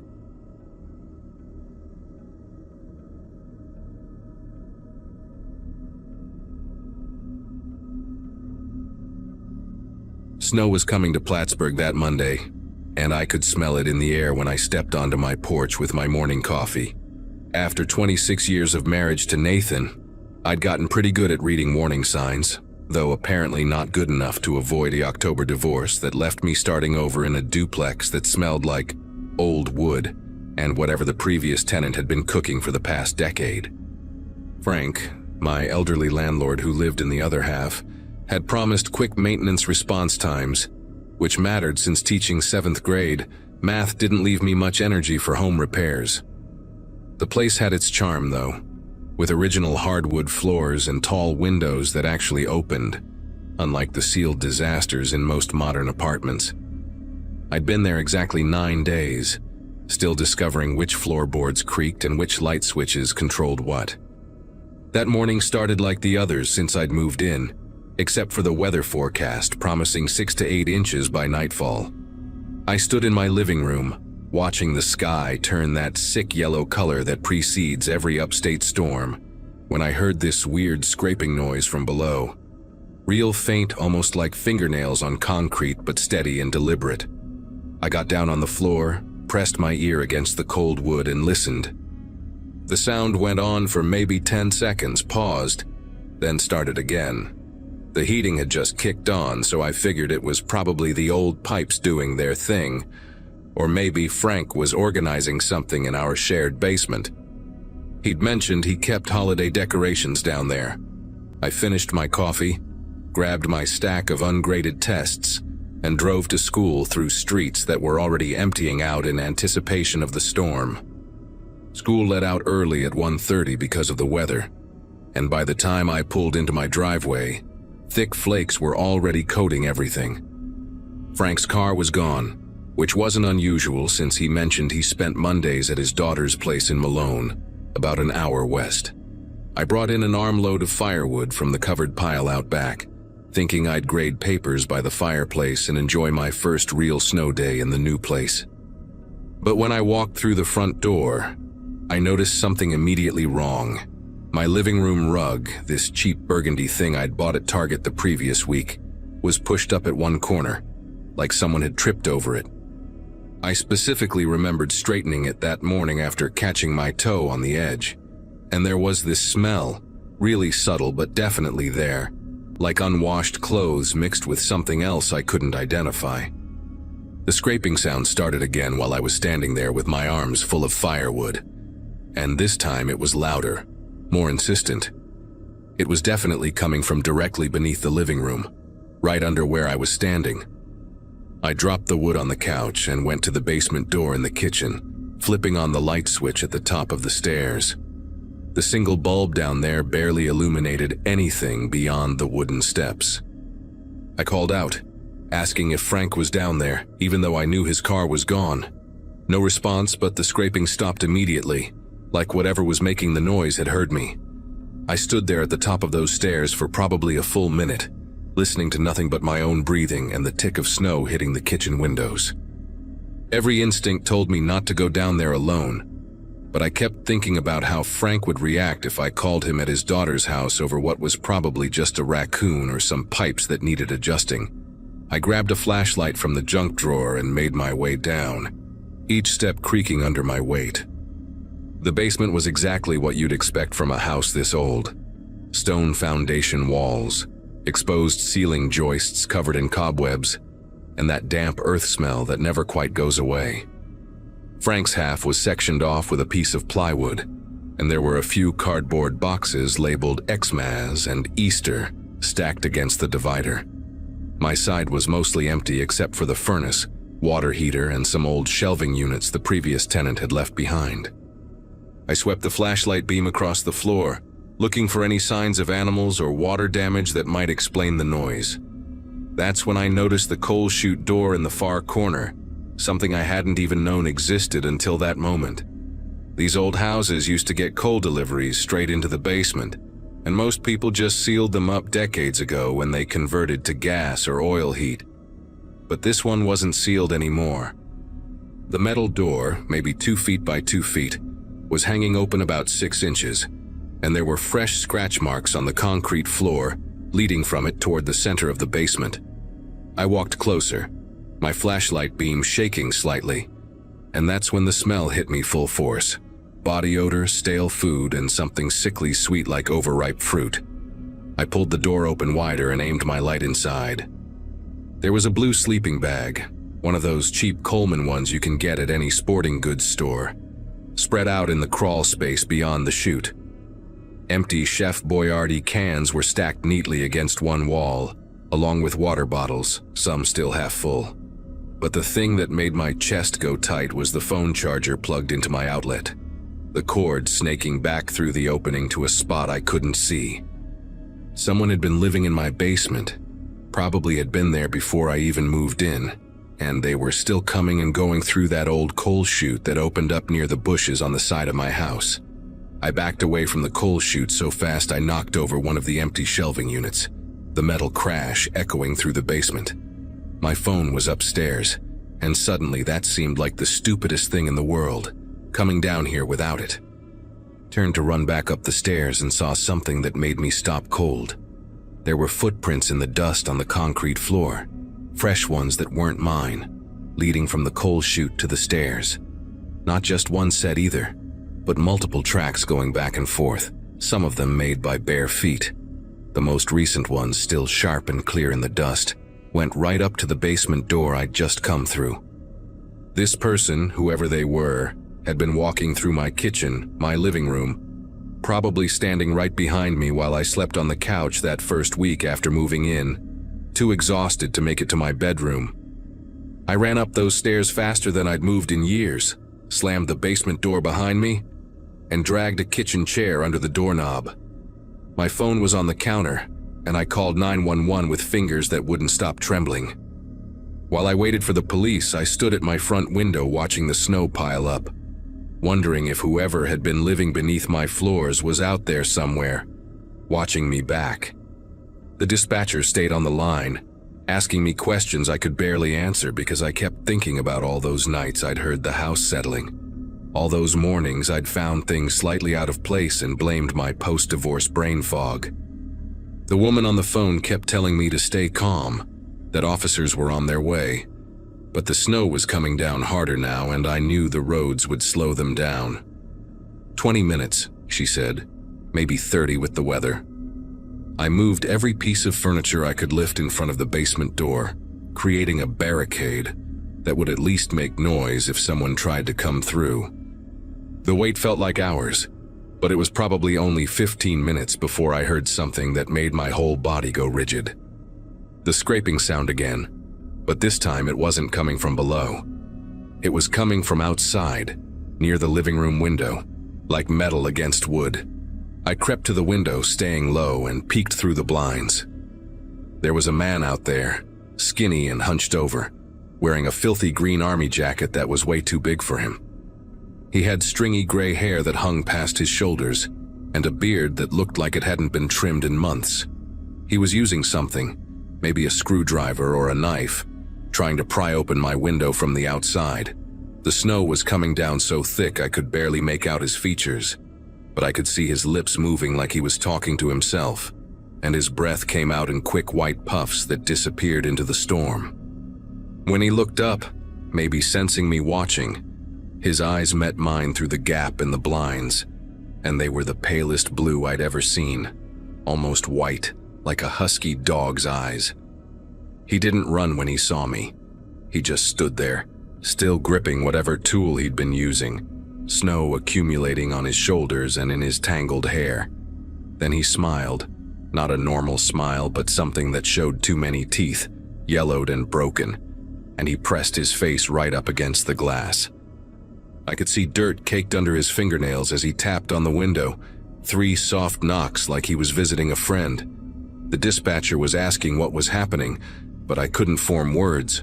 The man outside tilted his head, studying me like I was something fascinating he'd discovered, and then he spoke loud enough for me to hear through the glass. He said my name, my actual first name, clear as day. Not yelling, not threatening, just conversational, like we were old acquaintances. He knew who I was. He'd probably gone through my mail, my papers, everything I'd thrown away since moving in. He knew my schedule, when I left for work, when I came home. He'd been living underneath me, learning me, and now with the police still minutes away and the snow creating a white wall around my house, he wanted me to know that he knew. I screamed at him to get away, that the police were coming, and that seemed to amuse him because he actually laughed, this wet, rattling sound that I could hear even through the window. Then he held up something in his other hand, and it took me a second to realize what it was. My spare house key, the one I'd hidden under a decorative rock by the back door my second day there. He dangled it between his thumb and finger, making sure I could see it clearly through the falling snow, and then he walked away from the window, disappearing around the corner of the house.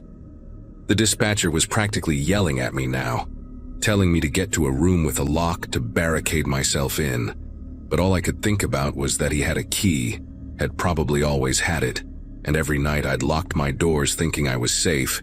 He could have walked right in whenever he wanted. I ran to my bedroom, slammed the door, and shoved my dresser in front of it, the wood scraping across the floor just like the sound I'd been hearing from the basement. I could hear him now, the front door opening. Not forced, not broken, just the normal sound of a key turning in a lock and the door swinging open on its hinges. His footsteps were slow and deliberate on the hardwood, and he was humming something, some tune I didn't recognize. The dispatcher said the police were 3 minutes out, maybe less, but I could hear him in my kitchen now, opening drawers, looking for something. Then the footsteps came toward the bedroom, and he knocked on the door, polite as could be, and asked if I wanted to talk about the rent. The rent, like he owned the place, like I was the intruder. He said Frank had promised him he could stay, that they had an arrangement, that I wasn't supposed to be here yet. His voice was calm, reasonable even, which made it so much worse.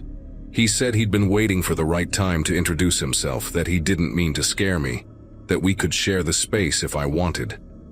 The dresser shook as he tested the door, and I could see the wood starting to splinter near the lock. Then the sirens cut through everything, that beautiful wailing sound getting louder every second. The pressure on my bedroom door stopped immediately, and I heard his footsteps retreat fast across the living room. The front door slammed, and through my bedroom window I watched him sprint through the snow toward the tree line behind the house, that oversized army jacket flapping behind him like wings. The police found me still barricaded in my bedroom, and it took 3 officers to convince me it was safe to move the dresser. They searched the basement, documented everything: the sleeping bag, the food, a notebook filled with observations about my daily routine written in pencil, even sketches of me sleeping on the couch. They found where he'd been getting in and out through the coal chute, the outside opening hidden behind an overgrown juniper bush that Frank apparently hadn't trimmed in years. The man's name was Howard Pelletier, a local who'd been in and out of psychiatric facilities for decades. Frank's nephew recognized him from the description and said Howard used to do odd jobs for Frank years ago, back before his mental health completely deteriorated. They never caught him that night. The snow covered his tracks within an hour, and he knew those woods better than anyone. But they boarded up the coal chute, changed all my locks, and a patrol car sat outside my duplex for the next 3 nights. I moved out the following week, stayed with my sister in Albany until I found a new place. This time a modern apartment on the 3rd floor with proper locks and a security system. Frank tried to keep my security deposit, said I broke the lease, but I had a lawyer friend write him a letter that changed his mind real quick. I heard from another teacher months later that Howard turned up at a homeless shelter in Burlington when the weather got bad in January. The police arrested him there, and he went back to a psychiatric facility, though for how long I never found out. I still teach at the same school, still grade papers in the evening, but now I live in a place where every sound has an explanation, where footsteps belong to neighbors I know by name, and where the only thing under my floor is another apartment with a young couple who play their music too loud on weekends. And that's fine by me.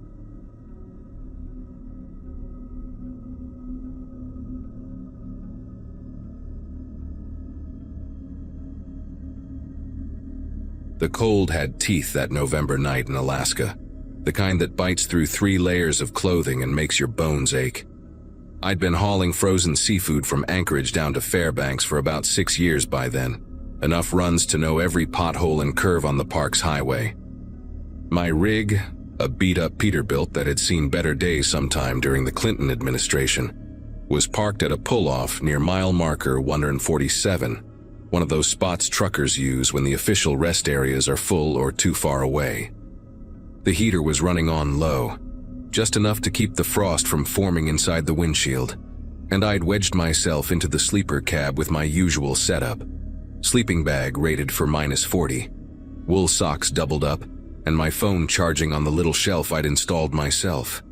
Outside, the darkness was absolute, that special kind of black you only get when you're 50 miles from the nearest town, and the clouds are covering whatever stars might be brave enough to shine. I remember checking my watch right before falling asleep, one of those habits you develop when your life revolves around delivery schedules and hours of service regulations. The green digits showed 9:47 p.m., which meant I could get a solid 6 hours before I needed to start rolling again to make my morning drop-off. The last thing I heard was the tick-tick-tick of the engine cooling down, metal contracting in the cold, a sound as familiar to me as my own heartbeat. Sleep came easy that night, the exhaustion of 14 hours on icy roads pulling me under like quicksand. I'd parked here probably 30 times before, always the same spot where the ground was level enough that I wouldn't wake up with a crick in my neck from sleeping at an angle. Other truckers knew about this place too, but tonight I was alone, just my rig and the occasional groan of wind pushing against the trailer. The knocking started at 1:14 a.m. according to that same watch when I jolted awake. 3 measured raps on the driver's side window, not frantic but deliberate, like someone calmly trying to get your attention at a store counter. My first thought was another trucker. Maybe somebody who'd blown a tire or needed jumper cables. Happens more than you'd think out here. I sat up in the dark, my breath fogging in the cold air, and fumbled for the little LED flashlight I keep velcroed to the wall. The knocking came again, same pattern. 3 steady knocks that echoed hollow against the glass. Through the sleeper cab's small window, I could barely make out a shape standing beside my door, just a dark outline against the darker night. The person stepped back when they saw me moving, giving me room to climb forward into the driver's seat. When I clicked on the flashlight and aimed it through the window, the beam lit up a man's face that I'll never forget, not because it was scary or deformed or anything like that, but because it was so perfectly ordinary except for one detail. He was sweating. Here was this guy, standing in -20 weather, wearing just a flannel shirt and jeans. No coat, no gloves, and there were actual beads of sweat running down his forehead. He had sandy hair cut short, maybe mid-40s, clean-shaven. The kind of face you'd see at any hardware store or gas station and forget 5 minutes later. But that sweat, it was wrong, like seeing someone sunbathing in a blizzard. He smiled when the light hit him, raised his hand in a little wave, and mouthed something I couldn't hear through the glass. I cracked the window maybe 2 inches, keeping my hand on the gear shift out of habit, ready to fire up the engine if needed. "Hey there, friend," he said, and his voice was steady, casual, like we were meeting at a barbecue instead of a frozen pull-off in the middle of nowhere. "Sorry to wake you, but my car died about a quarter-mile back, just around that curve. Battery's fine, engine turns over, but she won't catch. Think it might be the fuel line freezing up. Happens all the time up here, right?" He wiped his forehead with the back of his hand, and I watched the sweat immediately freeze into tiny crystals on his skin. "I was wondering if you could help me push it, get it rolling downhill a bit. Sometimes that's all it takes to get the fuel flowing again. 2 strong guys like us shouldn't take more than 5 minutes." His eyes never left mine the whole time he talked, not blinking much, just steady eye contact that felt rehearsed somehow. The thing about truckers is we help each other out. It's an unwritten rule of the road.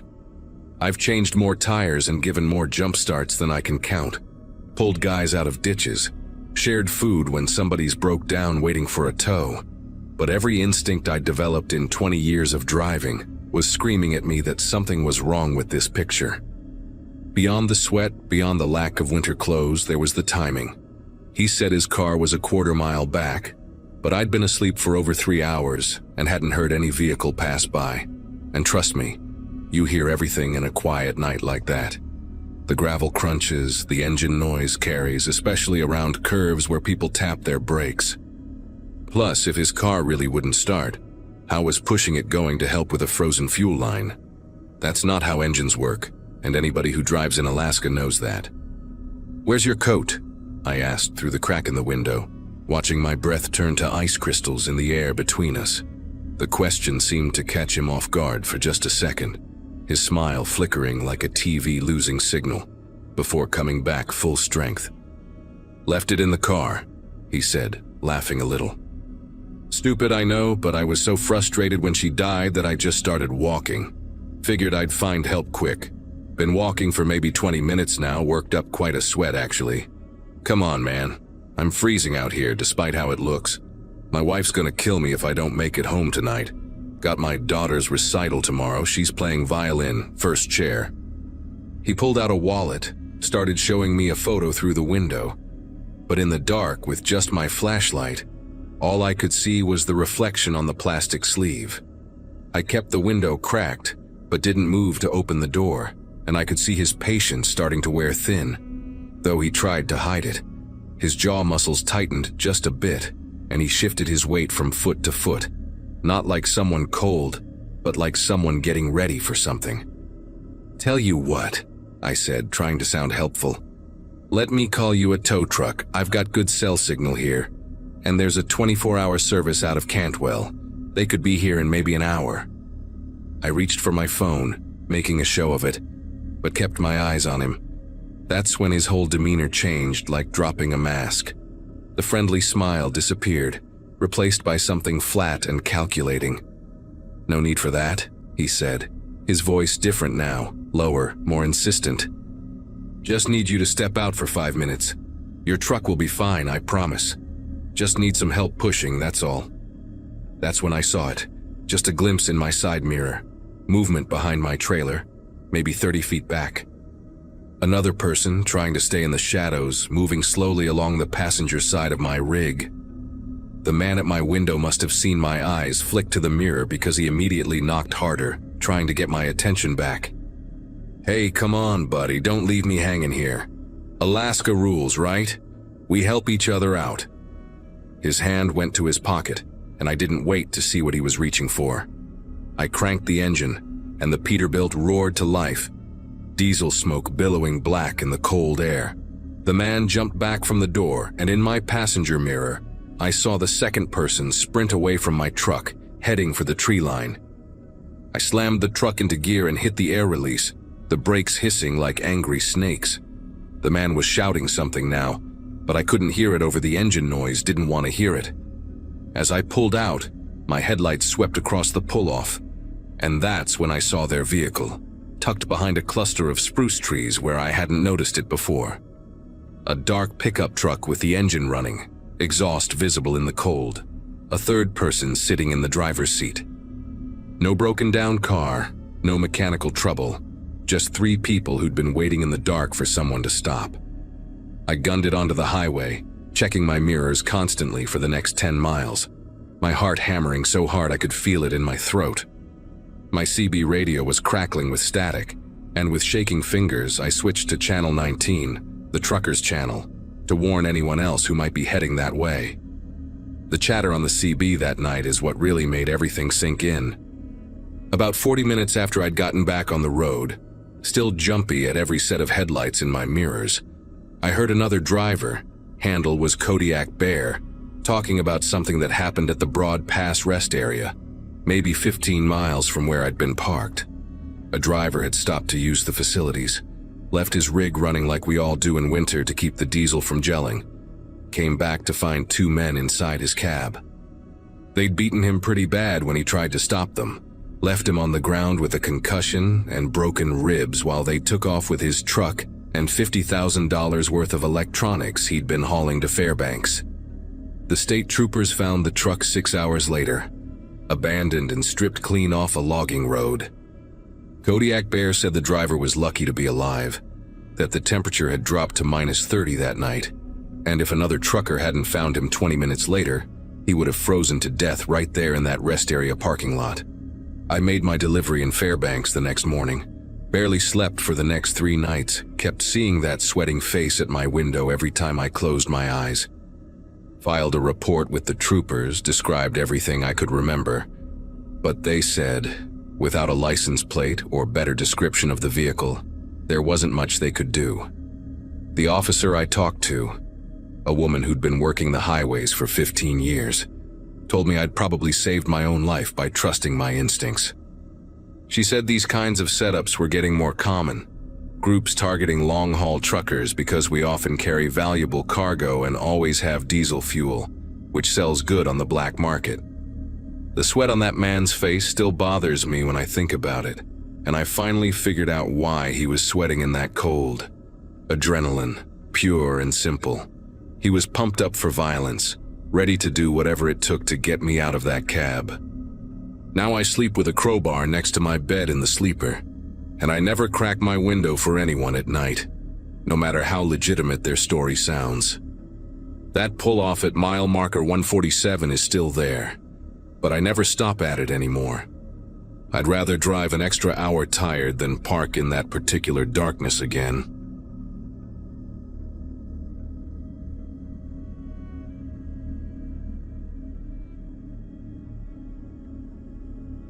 The break had been long overdue.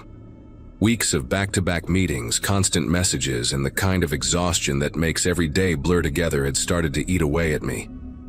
When an ad for a digital detox retreat appeared on my laptop screen late one night, the idea sounded perfect. A quiet lodge tucked somewhere in the Oregon countryside. No screens, no distractions, just time to recharge. The price was low enough to make me wonder if it was some new wellness startup trying to build a reputation, but I booked it anyway. I needed silence more than I needed logic. The drive there took most of a gray November afternoon. The roads grew narrower and lonelier the farther I went, the trees swallowing what little sunlight there was. The sign for Airvale Lodge looked almost handmade, nailed to a crooked wooden post by the side of the road. When I finally pulled into the gravel lot, my phone had no signal. I took it as a good sign, a forced break from everything. The main building looked rustic, a wide porch lined with mismatched rocking chairs, and a carved wooden door that groaned when it opened. A woman in a beige uniform greeted me inside. Her voice was gentle but rehearsed, every word precise. She asked for my name, then reached out her hand and said they'd be holding on to all electronic devices for the duration of the program. Before I could protest, another staff member appeared with a tray lined with numbered envelopes. My phone went into one, sealed with a sticker that read "Serenity requires surrender." They gave me a cotton uniform and a name tag. My own name printed in bold black letters. "Participants blend better that way," the woman said with a kind of warmth that didn't invite questions. Dinner that night felt strange. Everyone wore the same pale clothes, moving quietly around the long wooden tables. No one seemed to know each other, but they acted like they did. Smiling, nodding, serving food in synchronized rhythm. The staff stood along the walls, watching, never eating. When I tried to make small talk with the woman sitting beside me, she simply said, "It's easier if you let go of words." I laughed awkwardly, thinking it was part of the retreat's minimalist philosophy, but something about her expression stayed with me through the night. The next morning began with a bell that rang through the halls at dawn. Everyone lined up in the courtyard like students waiting for roll call. The air smelled like pine and damp soil, and the mist hung low between the trees surrounding the property. A man who introduced himself only as Guide Thomas gave a short speech about releasing digital toxins and rediscovering natural rhythm. His tone was calm, but every sentence carried the kind of certainty that made me uneasy. When I asked how long the program lasted, he smiled without answering. "You will know when it ends," he said, as if it were something obvious. The day unfolded with scheduled silence and strange rituals. We had to walk in single file along forest trails, pause at marked stones, and write affirmations on paper that were later burned in a communal fire pit. Meals were timed to the minute. Every clock in the lodge showed the same hour, even though the sunlight shifted throughout the day. When I asked another participant how long she'd been there, she looked around before whispering. I stopped counting after the third sunrise. Her eyes darted to the nearest staff member. Then she smiled tightly, like she regretted saying it. By the afternoon, the sense of calm that the staff tried to impose had started to crack. I noticed people pacing near the windows or staring too long at the locked gate beyond the main courtyard. I decided to test it myself during a meditation session when everyone's eyes were closed. The gravel path leading to the exit was longer than it looked, and my steps sounded louder than they should have. When I reached the gate, a heavy chain looped through its bars. A padlock the size of my hand hung in the middle. Through the metal, I could see the empty road stretching into the trees. No cars, no signs of movement, only silence so deep it felt staged. That evening, I went to the front desk and asked for my phone. The receptionist, a young man with perfect posture and a voice too calm, checked a list behind the counter. "You signed the agreement," he said, not even looking at me. "You're here until the program ends." I asked again, louder this time, and he repeated the same line word for word as if rehearsed. A couple of staff members appeared behind him, blocking the hallway. Their faces were blank, but their stance wasn't. That was the moment I realized no one here was simply following wellness routines. They were following orders. That night, I barely slept. The lodge walls seemed thinner, the quiet heavier. From my room window, I could see the courtyard dimly lit by lanterns, shadows moving in slow, deliberate patterns. Around midnight, a low hum echoed through the trees. Not an engine or generator, but a rhythmic pulse that grew louder every few seconds. When I opened my door to listen, 2 staff members were standing at the end of the hallway, facing me. Neither spoke, but one raised a finger to his lips, motioning for silence. I shut the door and pressed my back against it, heart pounding in my chest. The following morning, the woman I'd spoken to at dinner was gone. Her bed was neatly made, her name tag missing from the wall hook. When I asked one of the cleaners where she'd gone, she replied, she completed her process. That phrase circulated throughout the day like a chant, whispered during meals, murmured by staff, written on the whiteboard in the hall. Completion is peace. By then, I understood that no one here was trying to rest or heal. They were being reshaped into something obedient. I decided to escape that night. During the final group meditation, I hid one of the metal utensils from the dining table under my sleeve. When the lights dimmed, I slipped out through a service corridor that smelled of bleach and wet wood. The kitchen door opened to the back of the property, near the same gate I'd tried before. Using the fork, I wedged the chain loose enough to slip it free of the latch. My fingers were raw, the sound of metal scraping metal slicing through the still air. For a second, I thought I heard footsteps behind me, but I didn't look back. I just ran. The road beyond the gate stretched into the forest. No lights, no signs, just endless darkness. I walked for what felt like hours until a delivery truck appeared in the distance. The driver, an older man with tired eyes, slowed down when he saw me. I told him I'd been hiking and got lost. He didn't ask questions. When I reached the nearest town, I went straight to the police. They said there was no record of a place called Airvale Lodge anywhere in the county, and no retreat registered under that name. I have searched for it online since then, and the website that first drew me in no longer exists. I still have the name tag they gave me. Plain white plastic, my name printed in black letters.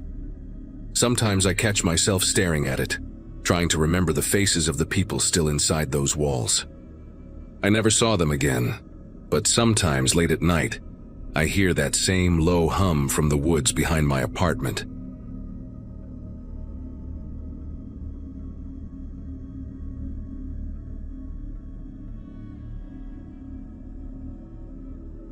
The coast feels different once the tourists are gone. The air turns sharp, the sand loses its warmth, and the ocean seems louder, as if it is reclaiming the silence. I had taken a last-minute freelance gig, planning to spend a quiet November in a small beach house outside a fishing village in Maine. The owner's photos showed weathered shingles, pale blue shutters, and a wraparound porch that faced the sea. It looked like the kind of place where time slowed down, exactly what I needed to finish a photo series before the snow came. The house itself stood a few miles from town, down a narrow road lined with pines. The front steps creaked under my boots as I carried my gear inside. It smelled faintly of salt and old books, the kind of musty comfort that hinted at years of damp air. The layout was simple. Kitchen and living room downstairs, 2 bedrooms on the main floor, and a staircase that ended at a locked door labeled storage only. The host had mentioned that the upper floor wasn't in use, so I didn't think much about it then. That first day passed quietly. I spent the afternoon walking along the dunes, catching the late sunlight breaking through thick clouds. When night came, the wind began to howl through the cracks in the window frames. The house groaned and shifted with every gust, but there was something peaceful about it. I made tea, edited a few photos, and fell asleep on the couch with the faint hiss of the ocean outside the window. Sometime in the middle of the night, a sound woke me. It was steady and rhythmic, not the wind, not the surf. Footsteps, light but deliberate, pacing directly above me. I sat up, the couch springs creaking beneath me, and listened. The steps moved slowly from one end of the ceiling to the other, then stopped. My brain tried to rationalize it. Maybe pipes, maybe the house settling, but then a faint tune drifted through the air. Music. Something old, scratchy, like a record playing from another room. I turned off the lamp and held my breath, trying to locate the source of the sound. The melody had a strange quality, a waltz maybe, though the notes seemed warped and distant, like it was being played from behind thick walls. I checked the time. It was close to 3 in the morning. I finally grabbed my flashlight and climbed the stairs. Each step made the old boards groan under my weight. When I reached the door, the music stopped. The silence that followed felt heavier than the dark around me. I tried the handle. It did not budge. Locked. From the inside. I knocked softly, half expecting someone to answer, half hoping no one would. Nothing. My pulse hammered in my ears as I pressed my ear to the wood. Faint shuffling, a drag of movement like someone turning in place. Then, a single thump against the door. I stumbled back, nearly losing my balance on the steps. For a moment, I stood there frozen in disbelief, trying to make sense of what I had just heard. Eventually, I forced myself back downstairs, locked my bedroom door, and waited for daylight. The morning light made everything seem harmless again. I tried to laugh it off, telling myself I had probably been dreaming. Still, curiosity got the better of me. I walked around the outside of the house, camera in hand, tracing the roofline. The upper floor windows were there all right, 3 of them, boarded up, paint peeling away in uneven strips. No lights, no movement. Just the wind rattling the loose boards. I snapped a few photos more out of habit than intention, and went back inside to make coffee. When I messaged the host, I kept it polite. I asked if anyone might have been doing maintenance upstairs, mentioning the music. The reply came quickly. The house doesn't have an upstairs anymore. It was destroyed in a fire years ago. I stared at the screen, rereading it. I could still hear the footsteps in my head, the pattern of them, deliberate and human. I wanted to argue, to ask for proof, but something about the certainty in their message stopped me. Instead, I typed a short thank you and set the phone face down on the counter. That evening, I avoided going near the stairs. I cooked dinner with the radio on just to drown out the creaks of the house. Around midnight, the wind picked up again, carrying the smell of seaweed and smoke through a gap in the window frame. I sat in the living room, scrolling through my camera roll, when something caught my attention. One of the exterior shots I had taken that morning. In the reflection of an upstairs window, behind the warped glass, there was a faint outline of a person. The shape was blurred, but there was no mistaking it. Someone had been standing there, watching. Sleep was impossible after that. I kept the lights on and stayed by the window until dawn. The next morning, I decided to check the attic space from the outside again.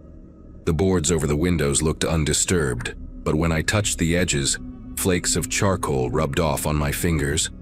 Beneath the wood, the smell of burnt plaster seeped out, faint but distinct. I followed the scent around the back of the house and found a small hatch hidden under the eaves, sealed with rusted nails. It looked like no one had touched it in years.